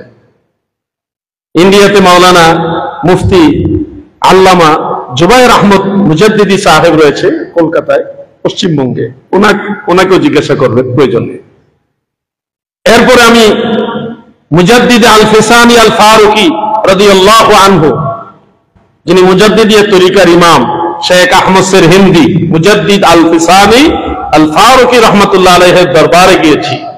সেখানেও আলহামদুলিল্লাহ তিনার আওলাদ যিনি আছেন মুজাদ্দিদ আল ফিসানি রহমাতুল্লাহ আলাইহির যিনি সরাসরি আওলাদ ব্লাদগত আওলাদ, তিনার কাছে আমি বায়াত গ্রহণ করেছি মুজাদ্দিদিয়া সিলসিলায়। এবং হুজুরের কাছে যখন আমি বললাম যে হুজুর আমাকে সবক দেন, আমার তো সবকগুলি আগে যতটুকু পারছি আমি আদায় করছি, হুজুরকে আমি বললাম যে আমাকে সবক দেন। হুজুর আমার দিকে কিছুক্ষণ 1 থেকে 1.5 সেকেন্ড বা 2 সেকেন্ড মতো তাকিয়ে বলতেছে যে আপনার সকল সবক, উর্দু ভাষায় বলতেছে সকল সবক দয়াল নবীজি আদায় করে দিছে। আমি বেকুবের মতো ওখানে বসে রইলাম যে আমার মতো নালায়েক নাচিজ অধম অযোগ্য নবীর গোলামি করার মতো যোগ্যতা নাই, আমার মতো নালায়েকের দিকে দয়াল নবীজির নজর আছে, এই জিনিসটা আমি আশ্চর্য হইলাম। তারপরেও আমি হুজুর কেবলার কাছ থেকে জোর করি আবার বললাম যে তারপর বরকত না, আমার সিনার মধ্যে সবকের হাত আপনি লাগাইছি। এরপরে পীরানে পীর দস্তগীর হুজুর গাউসুস সাকালাই শেখ সৈয়দ মহিউদ্দিন আব্দুল কাদের জিলানী বাগদাদি আল হাসানি ওয়াল হুসাইনি রাদিয়াল্লাহু আনহুর দরবার বাগদাদ শরীফ আমি গিয়েছি, আপনারা জানেন এগুলো। সেখান থেকে আমার নিসবত আছে, মুজাদ্দিদ সাহেবের দরবারে আমার নিসবত আছে, আলা হযরতের সাথে আমার নিসবত আছে। এটার অর্থ এই না যে একজন পীরের কাছে বায়াত হওয়া মানে এই না যে আরেকজন পীরকে অবমাননা করা। আপনারা মাদ্রাসায় পড়ার সময় অবশ্যই হাদিস পড়ার সময় মুহাদ্দিস হুজুরের কাছে গিয়েছেন, তাফসীর পড়ার সময় মুফাসসির হুজুরের কাছে বসেছেন, ফিকহ পড়ার সময় মুফতি হুজুরের কাছে বসেছেন। এক এক সাবজেক্টের এক একজন টিচার আছে না? কাদরিয়া তরিকার একজন শায়েখ লাগে, সোহবত লাগবে। চিশতিয়া তরিকারও নিসবত আমার আছে, নাজমুল শরীফের সাথে আমার নিসবত আছে, নকশবন্দিয়া মুজাদ্দিদিয়া সিলসিলার নিসবত আমার আছে, আলা হযরতের সাথে আমার নিসবত আছে। আমি এখানে গিয়েছি, আল্লাহর ওলিদের নেক নজর আমার এই নালায়েকের উপরে থাকুক। এর অর্থ এই না যে আগে যার কাছে আমি বায়াত ছিলাম ওনাকে আমি অবমাননা করছি, ওটা না। আমি ওনাকেও মাথার তাজ হিসেবে সবসময় মানবো। ওলি আল্লাহকে কখনো অবমাননা করা যাবে না। প্রিয় ভাই আমার, অনেকে অনেক ধরনের লেখালেখি করে, অনলাইনের জগৎটা একটা এমন একটা নোংরা জগৎ হয়েছে যে মানুষের কাছে এগুলি এখন ব্যবহারে অনুপযোগী হয়ে যাচ্ছে।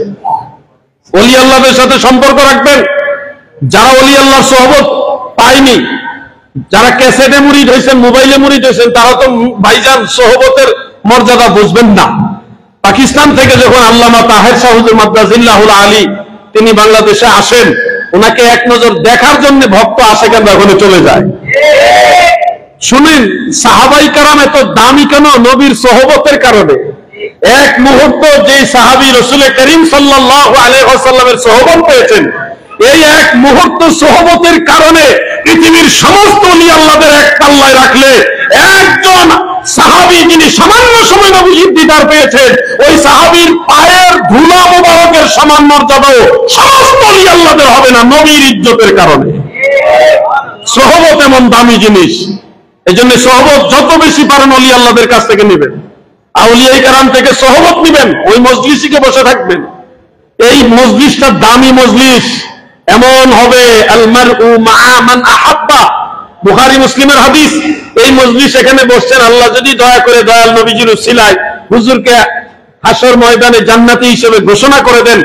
তা আমি তো হুজুরের পাশে বসছিলাম, এই বসেছিলাম, আপনি বসেছিলেন এখানে, এই বসেছিলেন এই কারণে আপনাকে ওনার মনে পড়বে যে তুমি তো আমার মজলিসে বসছিলে, আসো, তুমি আসো আমার সাথে, তুমি আসো আমার সাথে, তুমি আসো আমার সাথে। যত পাপী তাপী আমরা আছি, আমাদেরকে যাকে আল্লাহ ক্ষমা করে দিবেন, জান্নাতি করবেন নবীজির উসিলায়, সেই লোক এই লোকগুলোকে নিয়ে, গুনাহগার লোকগুলোকে নিয়ে আল্লাহর কাছে পেশ করে বলবে, মাওলা গো, এরা আমার সাথে বসছিল, তারা আমার মহব্বত করছে, আমার সাথে নামাজ পড়েছে, ও আল্লাহ আপনার কাছে ক্ষমা চাই, আপনি তাদের মাফ করেন, দয়াল নবীর উসিলায় মাফ করেন। তখন ওই আলেমের উসিলায়, ওই ক্ষমাপ্রাপ্ত ব্যক্তির উসিলায় অসংখ্য গুনাহগার ব্যক্তিকে ওনার সাথে জান্নাতে কবুল করবে।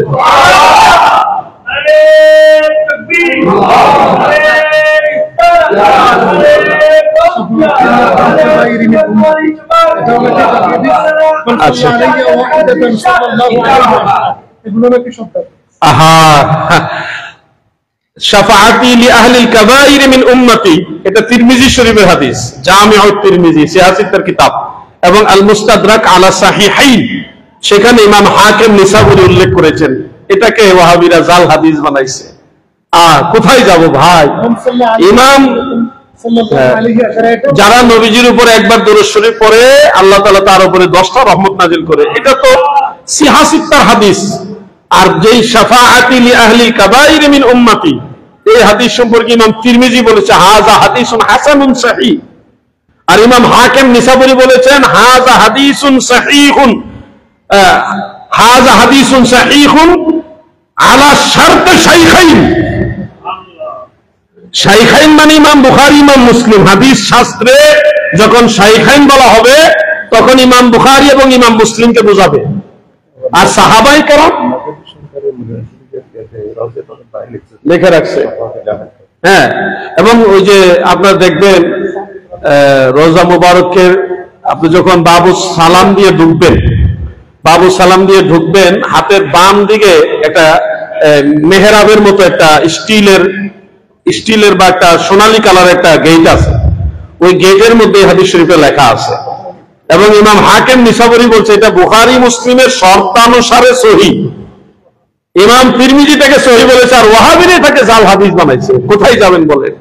ওয়াহাবি জিন্দাবাদ নাকি?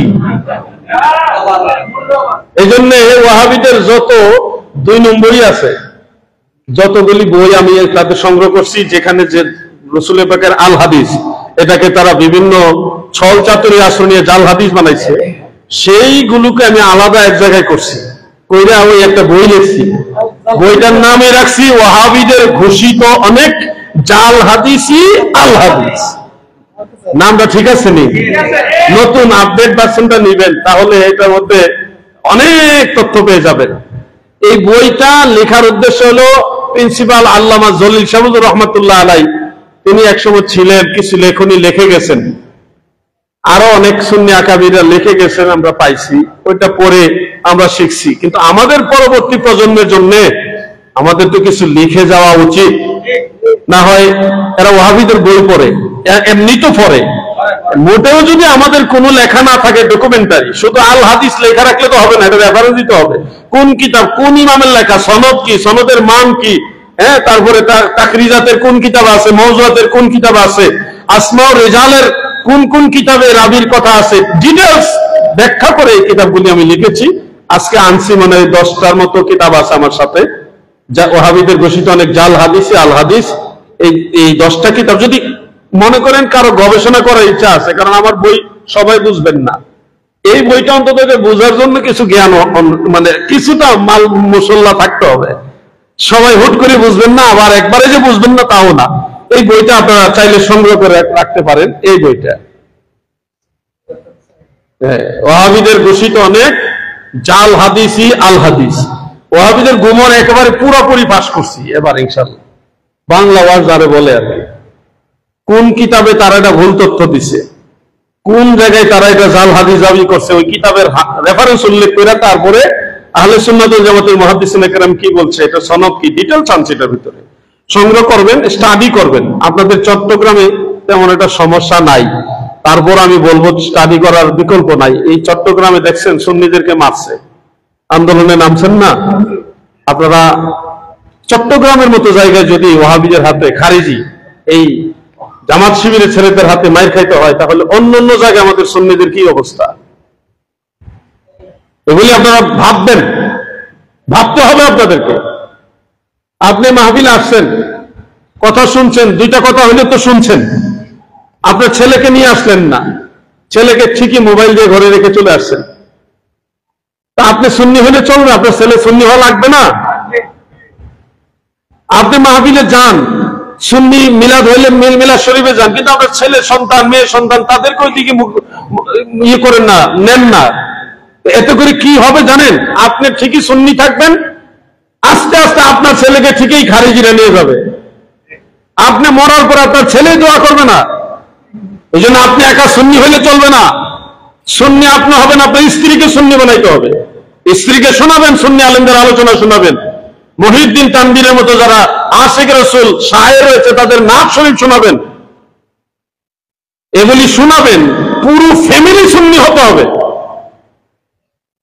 এগুলি আপনার দায়িত্ব নিয়ে সামনে এগিয়ে যান। দেখেন আমাদের মাওলানা রইসউদ্দিন সাহেব সুন্নি জামাতের একটা স্পিকার, সে একজন একটা আলেম ছিল, একটা মসজিদের খতিব ছিল, তাকে প্রকাশ্যে দিবালোকে সংঘবদ্ধভাবে প্রহার করতে করতে, আঘাত করতে করতে মেরে ফেলেছে।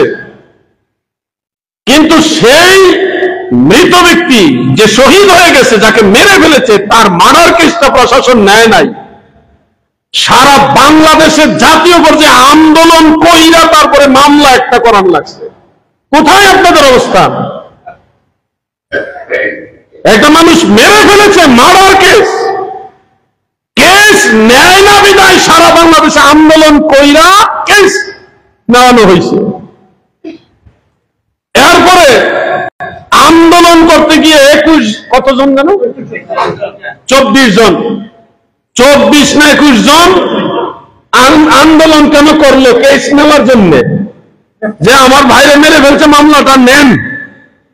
এই জন্য আন্দোলন করছে কেন? এই জন্য 21 জন বা 24 জনকে গ্রেফতার করে কতদিন জেল খাটাইছে? 19 দিন জেল খাটাইছে। কোথায় আপনাদের অবস্থান বুঝতে পারছেন? আপনারা বুঝেন না, যতই মাহফিল এসে বলেন বুঝতে পারছি, বুঝেন না আপনারা। আপনারা বুঝতে হবে, এগুলো ভাবতে হবে। কেন আল্লাহ হাবিবের পক্ষে আপনাদের থাকার ইচ্ছা নাই? ইমাম হুসাইনের পক্ষে থাকার ইচ্ছা নাই?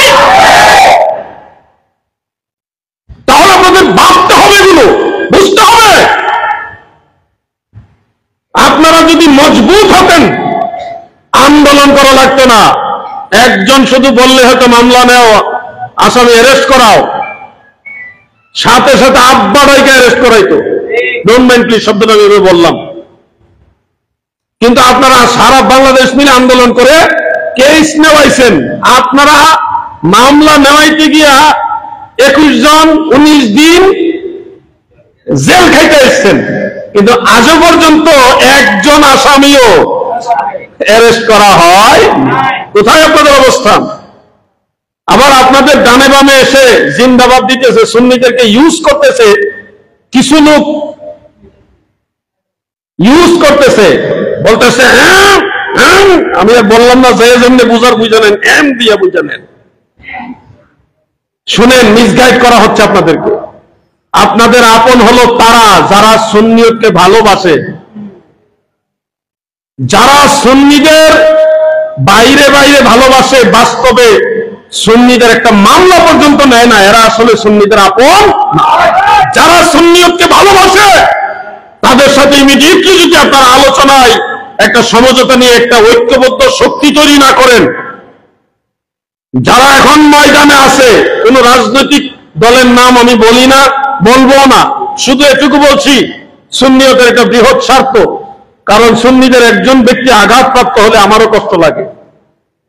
যারা বর্তমানে ময়দানে আছে এবং সুন্নিদেরকে ভালোবাসে, তাদের সাথে অতি দ্রুত সকল সুন্নি আকাবির একসাথে বসে একটা আলোচনা করেন, জাতীয় পর্যায়ে একটা ইউনিটি তৈরি করেন, না হয় সামনে আপনাদের আরো কপালে দুর্গতি আছে। কপালে দুর্গতি আছে, এটুকু বললাম। কোন দলের দিকে নেবেন না, যে সুন্নি সে আমার আপন, ওয়াহাবি কোনদিন আমার আপন না। ওই যে হুজুর আল্লামা তাজুস শরিয়া রাহিমাহুল্লাহ বলেছেন, পৃথিবী একদিন ধ্বংস হবে এবং হয়েও যাবে, সূর্য একদিন পশ্চিম দিকে উদিত হবে এবং হবেই। এই চন্দ্র, সূর্য, পৃথিবী সব যদি ধ্বংস হয়ে যায়, সেটাও বাস্তব হতে পারে কুল্লু মান আলাইহা ফান দিয়ে। কিন্তু তারপর ওয়াহাবি নবীর দুশমনরা কোনদিনও সুন্নিদের আপন না। এগুলি আমাদের আকাবিরদের কথা, কিন্তু আমরা বুঝি না তো। আমরা মনে করি একটু বুঝতে হবে আপনাদের।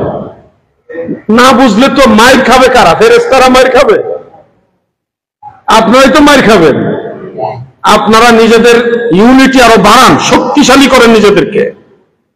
কারবালার ময়দানে যায় যদি বলেন আমরা ইমাম হুসাইনকে ভালোবাসি, আমরা ইমাম হুসাইনের পক্ষে, কাঁদতেছেন, কিন্তু তরবারি হাতে না নেন, কাজ হবে। ইয়াজিদ বাহিনী ঠেকাইতে হলে ইটের বদলা পাটকেল মারতে হবে, ওইটা আপনার নিতে হবে প্রয়োজনে। আপনাদের মানসিক প্রস্তুতি নেন। বাইরে সুন্নিরা যতদিন ঐক্যবদ্ধ না হবে ততদিন আমাদের কপালের দুর্গতিগুলি থাকবে। নুরুল ইসলাম ফারুকী চলে গেছে, আজও পর্যন্ত বিচার পাইছেন? পাইছেন নি? কথা কন নাকি? পাইছেন? মাওলানা রইসুদ্দিন দ্বিতীয় উদাহরণ, কালকের উদাহরণ আমিও তো হইতে পারি, হইতে পারি না? অসম্ভব কিছু না, নিঃশ্বাসে বিশ্বাস নাই। কিন্তু এইভাবে কতদিন চলবে? আমি যুবক ভাইদের কাছে একটু জানতে চাই, অযুবক ভাইয়ের আল্লাহর হাবিবের মহব্বতে সুন্নিয়তের স্বার্থে আপনারা কি ঐক্যবদ্ধ থাকবেন কিনা? সবাই বলে ঐক্যবদ্ধ থাকবেন কিনা? ইনশাআল্লাহ হাত নামান। আমি যখন মুর্শিদপুর দরবারের উদ্দেশ্যে লং মার্চ ডাক দিয়েছিলাম সকল সুন্নি আকাবিরদের সাথে আলোচনা করে, তো লং মার্চ চলতেছে ভালো, প্রশাসন তেমন একটা মাথা ঘামায় না। যখন সন্ধ্যার পরে গেলাম, খালি হাতে আইসেন না, অন্তত একটা লাঠি আর একটা পতাকা নিয়ে আইসেন। তখন সবার মাথা টনক করে চুরি সব বানাস, খালি হাতে আইসেন না। তখন কিন্তু একেবারে সব বাহিনী আবার ফোন দেওয়া শুরু করছে, এই জিহাদি সাহেব আপনি কি আসতেছেন? আমি বললাম আইসে গেছি। যে কোনো একজন ঊর্ধ্বতন একটা বাহিনীর বড় অফিসার আমাকে ফোন দিয়ে, আপনি কি আলাউদ্দিন জিহাদি? জি। আপনি কি লং মার্চের আহ্বান করছেন? আমি বললাম আহলে সুন্নাত ওয়াল জামাতের সবাই আহ্বান করছে, আমি তাদের পক্ষে একজন আছি। আপনি কি আসতেছেন? মুর্শিদপুর শেরপুর আসতেছেন? আমি তো বললাম আমি আসতেছি না, আমি চলে আসছি। চলে আসছেন মানে আপনি যে বললেন লাঠি নিয়ে আসতে, খালি হাতে আসবে না, লাঠি নিয়ে আসবেন, এটা কেন বললেন? আমি বললাম আপনি কি চান আমরা মাইর খাই নাকি? জঙ্গি যারা, সন্ত্রাস যারা, আপনারা প্রশাসনের লোক কি তাদেরকে সাপোর্ট দিতে চাইতেছেন নাকি? না, সেটার জন্য বলছি না। লাঠি আনাটা তো একটা অনৈতিক অপ্রীতিকর ঘটনা, ঘটতে পারে। আমি তখন বললাম ঘটতে পারে মানে যা ঘটার তো ঘটেই গেছে। আমার দরবার, সুন্নি জামাতের দরবার ভেঙ্গে চুরে লুটপাট করে সব শেষ করে দিয়েছে। আপনি এখন বলতেছেন ঘটতে পারে, আমার তো সব শেষ, আপনারা এখন কোথেকে আসলেন? এখন আমরা আমাদের যান বাঁচানোর জন্য মাঠে নামছি, আপনি বলতেছেন লাঠি নেওয়া যাবে না। আপনি বলতেছেন লাঠি নিয়ে কেন আসবো? তো আমরা কি যান বাঁচাতে যাবো না? আমার ঘর বাড়ি লুটপাট করে নিচ্ছে, আপনারা ঠেকাইলেন না কেন? এখন তার কোন সদুত্তর নাই। তখন সুন্দর করে আমাকে বলছে, ভাইজান আসলে এই বিষয়ে অনেক কিছু বলছে যেগুলো আমি সবাই বুঝবেন না, বলার প্রয়োজন নাই। তো আমি বললাম ঠিক আছে, আমরা প্রশাসনের বিরোধী কখনোই না। সুন্নিদের মতো প্রশাসনকে সম্মান করে এমন আর বিকল্প কোনো দল নাই বাংলাদেশে। কথা ঠিক আছে না ভাই? একটা কনস্টেবলকেও সবচেয়ে বেশি সম্মান দিয়ে কথা বলে সুন্নি জামাতের লোকেরা, কারণ সে আইনের লোক, এই জন্য তাকে সম্মান করি। আমিও তাদেরকে বলছি, আলহামদুলিল্লাহ তারা আমাদের পরে সহযোগিতা করছে। আপনাদের ইউনিটি আরো মজবুত করতে হবে। শুনেন, আমাদের ভিতরে অনেক ভেজাল ঢুকছে, আমার বয়সী কিছু আছে, এরা বাইরে সুন্নি, ভিতরে শিয়াদের সাথে তাদের সম্পর্ক আছে। এবং আপনারা মিডিয়ার সামনে আমি বলে দিই কথাটা, বাংলাদেশে যত ওয়াহাবি, খারেজি, রাফিজি, বড় বড় ডেঞ্জারাস যারা ওয়াহাবি, সুন্নিদের জন্য বিপজ্জনক, তাদের একটা গ্রুপ আছে, যে গ্রুপে তারা সবাই সবার সাথে কথা বলে। এই গ্রুপের মধ্যে আমাদের এই সুন্নি ইয়াং জেনারেশনের ৩-৪ জন লোক আছে। বলবেন আপনি জানলেন কেন? না, আমি জানছি। কেমনে জানছি? আমি এখন করলে তো আর পরেরটা জানতেই পারবো না, আমার কাছে নিউজ আসা যায়। আপনাদের বলছি সতর্ক হবেন, আকাবিরদেরকে অনুসরণ করবেন। আহলে সুন্নাত ওয়াল জামাত এই পর্যন্ত হঠাৎ করে আসেনি। যারা সুন্নিয়তের জন্য বছরের পর বছর অক্লান্ত পরিশ্রম করেছেন, সে আকাবিরদেরকে অনুসরণ করবেন। যারা আমাদের মুরব্বীদেরকে, আকাবিরদেরকে মাইনাস করে দিতে চায়, বুঝে নেবেন তারা নতুন মাল নিয়ে আসছে মার্কেটে। আমরা আকাবির ছাড়া হব না, এটা মনে রাখবেন কথাগুলো। আমার দায়িত্ব সুন্নিদেরকে সতর্ক করার জন্য বললাম। আল্লাহ আমাদের সবাইকে ইউনাইটেড থাকার তৌফিক দেন, বলেন আমিন। সবাই বলেন আমিন। কুরবানি সম্পর্কে সংক্ষিপ্ত 2টা মাসালা বলে আমি আমার আলোচনা শেষ করব। আসুন এর আগে একটু জিকির করি, লা ইলাহা ইল্লাল্লাহু, লা ইলাহা ইল্লাল্লাহ, লা ইলাহা লা ইলাহা ইল্লাল্লাহ, লা ইলাহা হক, লা ইলাহা ইল্লাল্লাহু মুহাম্মাদুর সাল্লাল্লাহু আলাইহি ওয়া আলিহি ওয়াসাল্লাম। কুরবানির সবচেয়ে বেশি প্রশ্ন এই পর্যন্ত আমার কাছে আসছে সেটা হলো যে হুজুর, আমার কুরবানি দিব কিন্তু আমার আব্বার আকিকা দিছে কিনা জানি না, আব্বাও বলতে পারে না, বা আমার মায়ের আকিকা দিছে কিনা মা জানে না, বা আমার আকিকা দিছে কিনা আমার মনে পড়তেছে না। হুজুর, আমি এই গরুর মধ্যে, কুরবানির গরুর মধ্যে আমার আকিকা বা আমার বাবার আকিকা বা আমার মায়ের আকিকা, অনেকে নিজের স্ত্রীর আকিকার কথাও জিজ্ঞাসা করছে, মানে আকিকার প্রশ্নটা বেশি আমাকে জিজ্ঞাসা করছে, যেটা দেওয়া যাবে কিনা। একই পশুতে, কুরবানির পশুর মধ্যে কুরবানির শরীক প্লাস আকিকা দুইটা একসাথে দেওয়া যাবে কিনা, এই মাসআলাটা নিশ্চয়ই আপনাদের অনেকের জানার দরকার।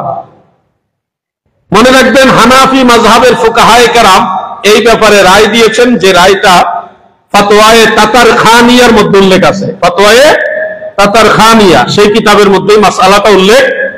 কুরবানির পশুর মধ্যে কুরবানি যেটা আপনার ওয়াজিব, এই ওয়াজিব কুরবানির শরীক বহাল রেখে, ঠিক রেখে, এরপরে যদি আপনি একই পশুর মধ্যে, সেটা গরু হোক, সেটা উট হোক, বা কুরবানির অন্য পশু যেটার মধ্যে একাধিক নাম দেওয়া যায়, এরকম পশু হোক, সেটার মধ্যে আপনি আকিকাও দিতে পারবেন। ওয়াজিব কুরবানির পাশাপাশি আকিকাও দিতে পারবেন, একই পশুতে, গরুতেও পারবেন, উটেতেও পারবেন। তবে ছাগলের মধ্যে আবার দিবেন না। ছাগল বা ভেড়া, বকরি অথবা খাসি, এটা কিন্তু একটা জাস্ট এক অংশ, একজনের পক্ষ থেকে একটা কুরবানি দেওয়া যাবে। এখানে আবার আকিকা আবার কুরবানি দুইটা একসাথে লাগাই দিবেন না, কিন্তু আকিকা কুরবানি একসাথে চলবে গরু এবং উটের মধ্যে, গরু এবং উটের মধ্যে। এই বছর বাঙালি আমরা জাতিটা একটা আজব জাতি, ঘোড়া খাওয়া শুরু করছে। ঘোড়া খাইতে খাইতে খাইতে খাইতে এখন সান্ডা খাওয়া শুরু করছে। কি একটা মুসিবতের যুগে আছি আমরা। এই কতক্ষণ ঘোড়া খায়, কতক্ষণ সান্ডা খায়, আবার কয়দিন পরে কুমির খাওয়া শুরু করে। আমি ভয় পাইতেছি, সান্ডা মনে করে আবার গুইসাপ খাইয়া অনেকে অসুস্থ হয়ে গেছে। খাওয়া বাঙালি সব খাইয়া শেষ করে দেবে, এটা আজব জাতি। মনে রাখবেন, কুরবানির বেলায় কিন্তু আবার ঘোড়া চলবে না, ঘোড়া চলে না, ওটা আবার কুরবানি দিয়া ওটা কিন্তু আমও যাইবো, সালাও যাইবো। ঘোড়া খাওয়া মুসলমানদের জন্য মাকরু, মাকরুহে তাহরিমা, এটা হানাফি মাযহাবের চূড়ান্ত রায়, এবং রাসূল করিম সাল্লাল্লাহু আলাইহি সাল্লাম নিষেধ করেছে। কিছু মূর্খ মৌলবী আছে, শুধু এক সাইডের হাদিস বলে। আরে বাবাজি, এক সময় উটের পেশাব খাওয়া নবীজি অনুমতি দিছিল, এখন ওই হাদিস বললে হবে? পরে যে নবীজি নিষেধ করছে এটা তোমার দেখতে হবে না? এখন আগের হাদিস আর পরে হাদিস বুঝে না। এক সময় নবীজি বলছে কবর জিয়ারত করা যাবে না, এটা আগের হাদিস। পরে বলছে এখন থেকে কবর জিয়ারত করো, আগের হাদিস পরের হাদিস বুঝতে হবে না? এক সময় নবীজি বলছে 3 দিনের বেশি কুরবানির গোশত খাওয়া যাবে না, এটা তো আগের হাদিস। পরে নবীজি বলছে এখন থেকে যতদিন পারো খেতে পারো, এটা হলো ফাইনাল হাদিস, সর্বশেষ হাদিস। আগের হাদিস পরের হাদিস বুঝতে হবে না? এক সময় নবীজির সামনে সাহাবারা ঘোড়ার গোশত খাইছে যুদ্ধের ময়দানে, ওখানে খাবারের সংকট বা বিশেষ প্রয়োজনে খাইছে, নবীজি নিষেধ করেন নাই। পরবর্তীতে আল্লাহর হাবিব নিষেধ করছে, এখন ফাইনাল যেটা ওটা মানতে হবে না আপনাকে। সুবিধা মতো নিতে মেনে নিলে, আর সুবিধা না হইলে মানবেন না। এই সুবিধাবাদী ধর্ম তো চলবে না, আপনাকে চূড়ান্ত শরীয়ত সম্পর্কে জেনে তারপরে মানতে হবে।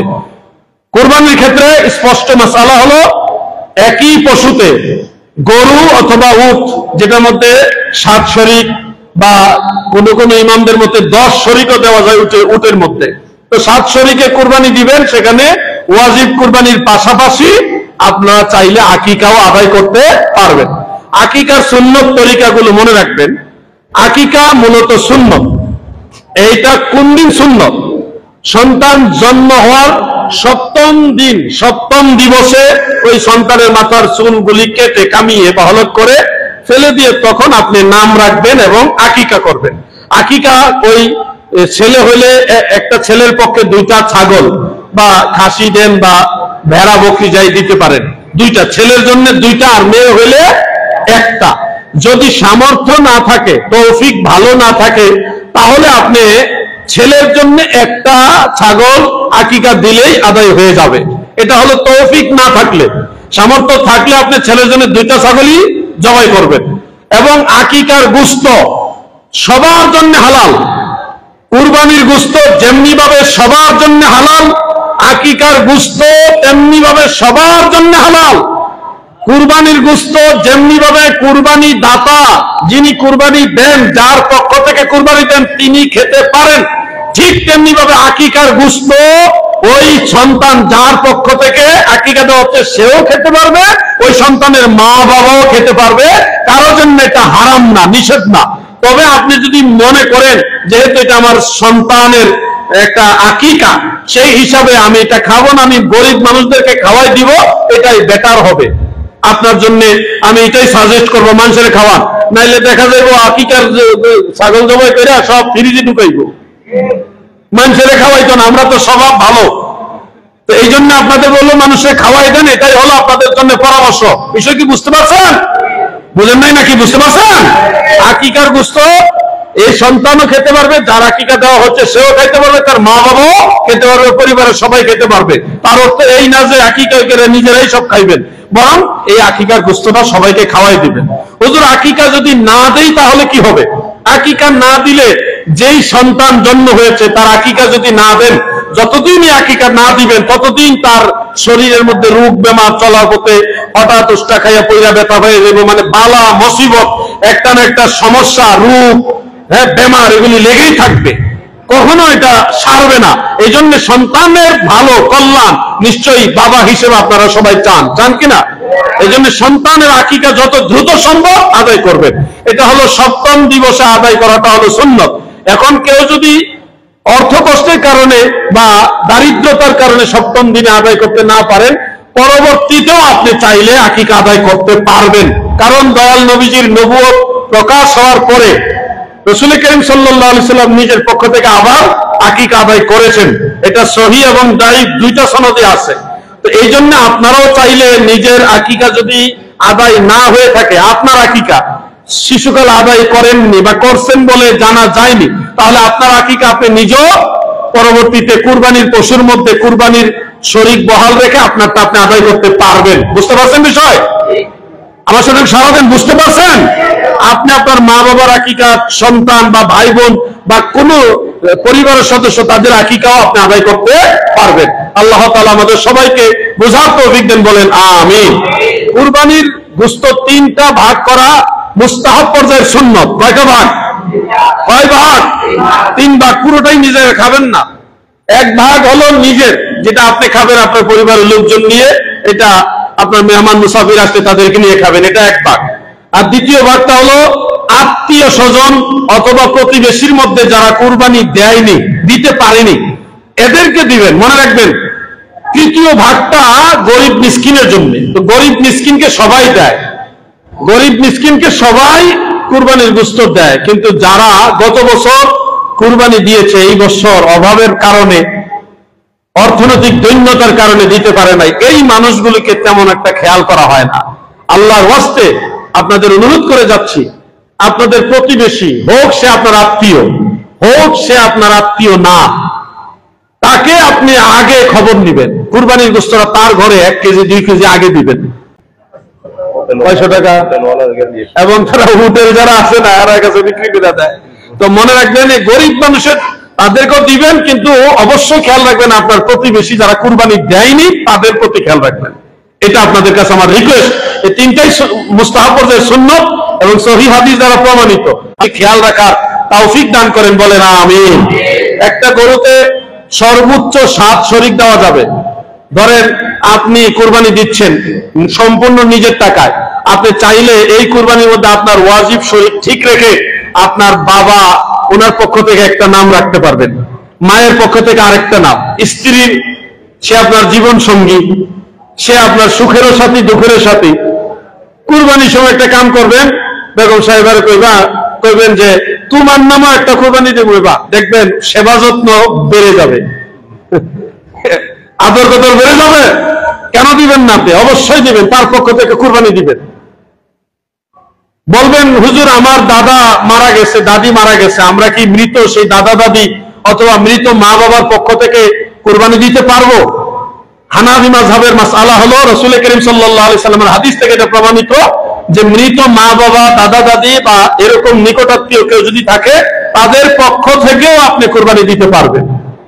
প্রতি বছর শেরে খোদা মাওলা আলী রাদিয়াল্লাহু তাআলা আনহু রাসূল করিম সাল্লাল্লাহু আলাইহি সাল্লামের পক্ষ থেকে কুরবানি করতেন। এই জন্য হানাফি মাযহাব এটাকে রায় দিয়েছে মৃত ব্যক্তির পক্ষ থেকে কুরবানি দেওয়া যায়। আমার ভাইরা, আপনারা কি মাসালাগুলি বুঝতেছেন? এটা এই সময়ের দরকার। আমি জোর করে আপনাদের বললাম, আপনারা এগুলি মনে রাখবেন এবং আমল করার চেষ্টা করবেন ইনশাআল্লাহ। আজকে আর শুনেন, মাদ্রাসার লাইব্রেরিতে দিব। ওরা সভাপতি সাহেব তো আল্লাহওয়ালা মানুষ, আর রাসূলের পাকের আশিক, উনি যদি একটু সহযোগিতা করে আমাকে কাগজের টাকাটা অন্তত দেয়, তাও আমি দিব ইনশাআল্লাহ।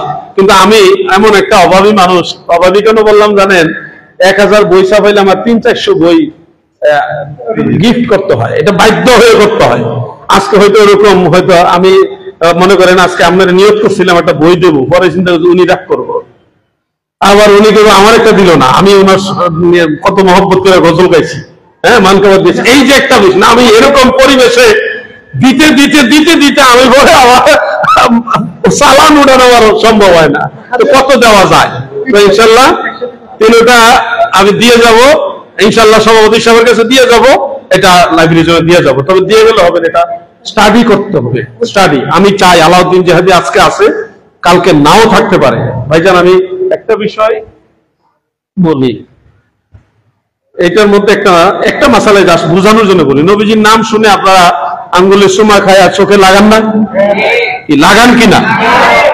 কিছুদিন আগে চট্টগ্রামের একজন আলেম, ওনার সাথে মেসেঞ্জার আমার একটা তর্ক হয়েছে। সুন্নি আলেম, উনি বলতেছে এই হাদিস জাল, নবীজির নাম শুনে চুমা খাওয়ার হাদিস জাল। মানে কি আজীব ব্যাপার! সুন্নি আলেম। আমি ওনাকে পরে বললাম, অমুক অমুক অমুক অমুক মুহাদ্দিসরা বলছে এটা জাল হাদিস না, এটা আল হাদিস। আপনি কি সেই মুহাদ্দিসদের মিথ্যাবাদী বলতে চান? এখন আর জবাব দেয় না। ইমাম সাখাবী বলছে ওয়ালা ইউসিহু, এটা সহিহ না। পরে আমি ওয়ালা ইউসিহু সম্পর্কে ওনার জিজ্ঞাসা করলাম, এটা দিয়ে আপনি কি বুঝেন? ওয়ালা ইউসিহু দিয়ে কি হাদিস জাল বুঝায়? এই ব্যাপারে আপনাকে উসুল বলেন। তো উসুল তার বলতে পারে না ভাই সাহেব। আমি বললাম প্রয়োজন আমি শিখবো, অসুবিধা নাই তো। এমন তো হতে পারে উসুল থাকতে পারে, আমি জানি না। আমি বললাম আমি শিখবো, আপনি দেন, আমাকে বলেন যে ওয়ালা ইউসিহু দ্বারা জাল হাদিস বুঝায়। এখন তো উনি দিতে পারে না। পরে আমি ইমাম সাখাবীর কৌল দিলাম, উনি উনার কৌলে দিলাম, ইবনে হাজার আসকালানির কৌল দিলাম, মোল্লা আলী কারির রহমতুল্লাহ আলাইহিম উনাদের কৌল দিলাম, আব্দুল হক মুহাদ্দিস দেহলভির কৌল দিলাম, বড় বড় ইমাম যারা তাহের পাটনি রহমতুল্লাহ আলাইহি, ইসমাইল আজলুনি জারাহি, উনাদের কৌল, সবার কৌল আমি যখন দিলাম, দিয়ে বললাম ওনারা তো এটা বলছে হাদিসের সনদ নতুন সম্পর্কে যদি ওয়ালা ইউসিহু শব্দ থাকে তখন এটা হাসান বুঝায় অথবা দাঈফ বুঝায়, কিন্তু কোন ক্রমে এটা মওযু বুঝায় না। এই হলো উসুল। এখন উনি কয় না আমার কাছে প্রমাণ আছে, এই ওয়ালা ইউসিহু মানে এই হাদিসের সনদই নাই। তাই বললাম ঠিক আছে, প্রমাণ থাকতেই পারে, হয়তো আমি জানি না, আমি শিখবো, আপনি দেন। তারপরে না, আওয়াজ বন্ধ হয়নি। এরপরে আমার একটা দলিল দিচ্ছে, স্ক্রিনশটটা হলো গুগল শরীফের। গুগল শরীফ বুঝতেন না? গুগলের মধ্যে ওয়াহাবিরা আরবিতে লেখা দিছে যে লাইসা লাহুল ইসনাদ, এটা কোনো সনদ নাই, লা আসলা লাহু, এটা কোনো আসল নাই। ওয়াহাবিরা লেখা দিছে, এটা কোনো কিতাবের ইবারত না, কোনো ইমামের ফয়সালা না, ওই ওয়াহাবিরা গুগল শরীফে লেখছে, ওইটা স্ক্রিনশট পাঠাইছে। আমি জিজ্ঞাসা করলাম এটা কোন ইমাম বলছে, কোনো উত্তর নাই।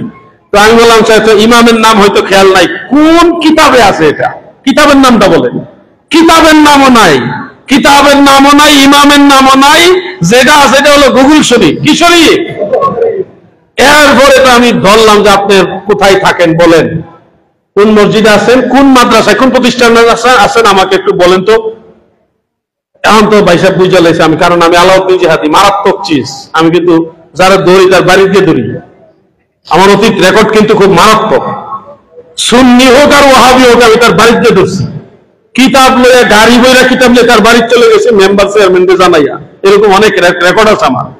আমি বললাম আমার ঠিকানা বলেন, কোন মাদ্রাসায় আছেন আপনি, কোন মসজিদে আছেন, আমার ঠিকানা বলেন, আমি আপনার সাথে সরাসরি কিতাব নিয়ে একটু কথা বলবো। আপনার কমিটির লোক সামনে থাকবে, মাদ্রাসা কমিটি হোক, মসজিদ হোক, আপনি ঠিকানা বলেন। এরপরে যে লোকে মেসেঞ্জার ডাটা কানেকশন থেকে বাইরেছে আর আইয়ে না, এগুলি ধোঁকাবাজ। এই জন্য বলছি আপনাদের এগুলি জানতে হবে। নবীজির এই নাম মোবারক শোনার পরে যে চুম্বনের হাদিসগুলি চুল ছাড়া বিশ্লেষণ করছি। কওমিদের মধ্যে একজন আলেম আছে লুৎফর রহমান ফরাইজি, আপনারা নিশ্চয়ই তো চিনেন। হ্যাঁ, কওমিদের বাহাসের একেবারে প্রথম সারি সে বক্তা।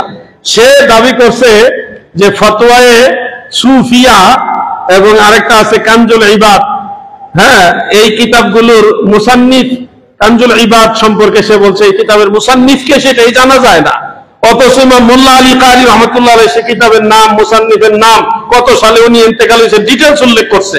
আমি সব এখন নাম উল্লেখ করছি, কারা কোন ওয়াহাবি এটাকে কি বলছে সেটা উল্লেখ করছি, রেফারেন্স সহকারে উল্লেখ করে এটার পক্ষে সুন্নি জামাতের দলিল কি আছে সব উল্লেখ করছি। এই একটা বই বাতিলদের জবাব দেওয়ার জন্য ইনশাআল্লাহ যথেষ্ট। আপনারা স্টাডি করবেন। আজকে আলাউদ্দিন জিহাদি আছে, কালকে নাও থাকতে পারে, কিন্তু আপনাদের দায়িত্ব নিতে হবে।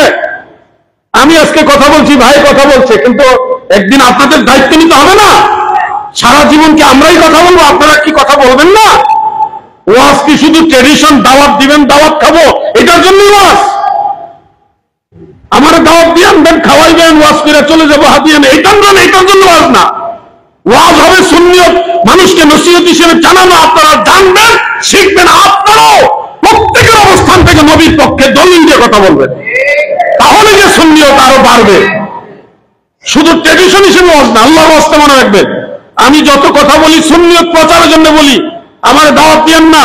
আমি ঈমান আকীদাকে এত গুরুত্ব দেই, দাওয়াতের বিশাল ময়দান ছেড়ে দিয়ে আমি চলে আসছি। দাওয়াতের জন্য আমি সুন্নিয়ত করি না, আকীদার জন্য করি। আমার উস্তাদকে পর্যন্ত আমি ছাড়িনি, এটা আপনারা জানেন। মুতালেব সাহেব, ওনাকে সালেহি বলাটা এখন ঠিক হবে না, এই জন্য বলিনি, মুতালেব সাহেব বললাম। যথেষ্ট সম্মান করতাম ওনাকে আমি, কিন্তু যখন উনি ওয়াহাবিদের আকীদার সাথে ম্যাচিং হয়ে গেছে তখন কিন্তু আমি মাইকিং করছি। উনি বলছে, হ্যাঁ আলাউদ্দিন, আমি কিন্তু বাহাসের কৌশল জানি, আমি কিন্তু জানি কেমনে বাহাস করতে হয়। আমি বললাম, ঠিক আছে, আপনি যেহেতু বেশি জানেন, আমি কম জানি, কম জাননেওয়ালাকে তো তাড়াতাড়ি বুঝাইয়া হারাইয়া দেওয়া যায় নাকি? তা আপনি আমাকে হারাইয়া দেন, আমি আপনার সাথে বসবো। মিলাদ না জায়েজ, রাসূল পাক সাল্লাল্লাহু আলাইহি ওয়াসাল্লামের মিলাদ না জায়েজ, এটা বিদআতে সাইয়্যিআ, এটা কোন কিতাবে আছে? আপনি দেন। কয় কিতাব পড়তে পারে না, তা না পড়তে পারলে তো আরো ভালো নাকি? আমি যদি পড়তে না পারি তাহলে তো আরো তাড়াতাড়ি আমার বুঝাই দেওয়া সম্ভব। ঠিক আছে, আপনি বেশি পারেন, আমি নাও পারি না, তাহলে আমার সহজে বুঝাই দেন। এখন তো উনি আর কোনো জবাব দেয় না। পরে আমি মাইকিং করছি। কি করছি? মাইকিং বুঝেন তো? একটি হারানো বিজ্ঞপ্তি, এইভাবে মাইকিং করছি আমি। যুবক ভাইরা যারা আমার ফেসবুক ওয়ালের সাথে অ্যাড আছেন, আপনারা জানেন আমি মাইকিং করছিলাম নি রে ভাই? মাইকিং করছি। একটি হারানো বিজ্ঞপ্তি, আমি রাসূল পাক সাল্লাল্লাহু আলাইহি সাল্লামের মহব্বতে উস্তাদকে ছাড়বেন। এটা হলো ঈমান আকীদার জোর। যতদিন উনি নবীজিকে ভালোবাসে ততদিন উনার কদম বুঝি আমি করছি। যখন আল্লাহর হাবিবের সাথে সম্পর্ক শেষ, তখন ওর সাথে আমার সম্পর্ক শেষ। এটাই আমার নীতি। নবীজিকে ভালোবাসেন, আমি আপনার কদম বুঝি করব। আরো একজন বড় শায়েখ ছিল, ওনাকে আমি কদম বুঝি করতাম, সম্মান করতাম, নাম বলবো না। কিন্তু উনি যখন বলছেন নবীজি মেরাজে আরশে আজিমে যায় নাই, আমি এটা কি কয়? রাসূল করিম সাল্লাল্লাহু আলাইহি সাল্লাম আরশে আজিমে গেছে না, এটা তো নবী প্রেমিক বলতে পারে না। পরে আমি দলিল দিলাম শরীহ আকায়েদ নসফি থেকে, শারহু ফিকহিল আকবর থেকে, এবার বিভিন্ন কিতাব থেকে দলিল দিলাম। দলিল আর খণ্ডন করে না, হাদিস দিলাম, খণ্ডন করে না। কিন্তু ওনার কথা উনি রয়ে গেছে, রাসূল করিম সাল্লাল্লাহু আলাইহি সাল্লাম সিদরাতুল মুনতাহার পরে আর যেতে পারেনি, আরশে আজিমে যাওয়া তো পরের কথা। পরে আমি ওনার এমন ভাবে প্লাস দিয়ে টিপ মেরা ধরছি ভাই সাহেব। এই জন্য ঈমান আকীদার ব্যাপারে আমি কাউকে ছাড় দেই না। আমি আজকে আপনাকে ভালোবাসি রাসূল পাকের মহব্বতে, সুন্নিয়তের জন্য। যখন দেখবো আপনার ভিতরে আকীদার ভেজাল, আমি আপনাকে চিনি না। আসসালামু আলাইকুম। যাই হোক, অনেক কথা বলে ফেললাম। আপনাদের অনুরোধ করতেছি, নিজেরা নিজেদের অবস্থান থেকে স্টাডি করেন, নিজের ছেলে মেয়েদেরকে স্টাডি করান প্লিজ। আপনি একলাই আপনার ফ্যামিলির সবার জ্ঞান ধারণ করতে পারবেন না, প্রত্যেককে আপনি এটা বুঝাইতে হবে। আমার এই মাহফিলে আমার ছেলে আসছে, আমার ছেলেকে নিয়ে যাই মাঝে মধ্যে, শ্রোতাদের সাথে বসাই, কখনো আমার সাথে বসাই না, শ্রোতাদের সাথে বসাই, ওয়াজ শোনাই। আমার আগে ভাই ওয়াজ করছে, আপনার ওয়াজ আমার ছেলে শুনছে, আপনার নাচ শরীফ আমার ছেলে শুনছে, আমি শোনাই। কেন আমি একলা শুননি হইলে হবে? আমার ছোট ছেলে এটা এটা যদি শুননি ময়দানে নামে ওয়াহাবিরা পিটায় মেরে নেবে, এমন রাগ এটা। বড়টার মেজাজটা একটু মোটামুটি কন্ট্রোল আছে, ছোটটার যে রাগ এটা তো ওয়াহাবিরা কুবাইলেই পারবে ডাইরেক্ট, যে অবস্থা দেখতেছি। আল্লাহ তার আরো জামানি করে দোয়া করি। এইভাবে আমি আমার সন্তানদেরকে সুন্নিয়ত বুঝাইবার চেষ্টা করছি, আপনারাও আপনাদের সন্তানদেরকে সুন্নিয়ত বুঝান, তাহলে ঘরে বাইরে সুন্নিয়ত থাকলে সুন্নিয়তের শক্তি আরো বাড়বে। বেজার হইলেন নাকি আমার কথায়? আজকের মতো আলোচনা এখানে শেষ। আর এখন আখিরি মোনাজাত আমার শ্রদ্ধেয় দাদু ভাই উনি করবেন, এবং মিলাদ শরীফ আমার অত্যন্ত মহব্বতের। উনি যখন নাজ শরীফ বলে তখন মদিনা শরীফটা চোখের সামনে ভেসে উঠে, সরাসরি রওজা মোবারক চোখের সামনে ভেসে উঠে, আনা লাগে না, অটোমেটিক চলে আসে, জাদুর মতো কাজ করে। মহিউদ্দিন তানভী তিনি রাসূল পাকের মহব্বতে মিলাদ শরীফ পড়াবেন, এবং দাদু ভাই অথবা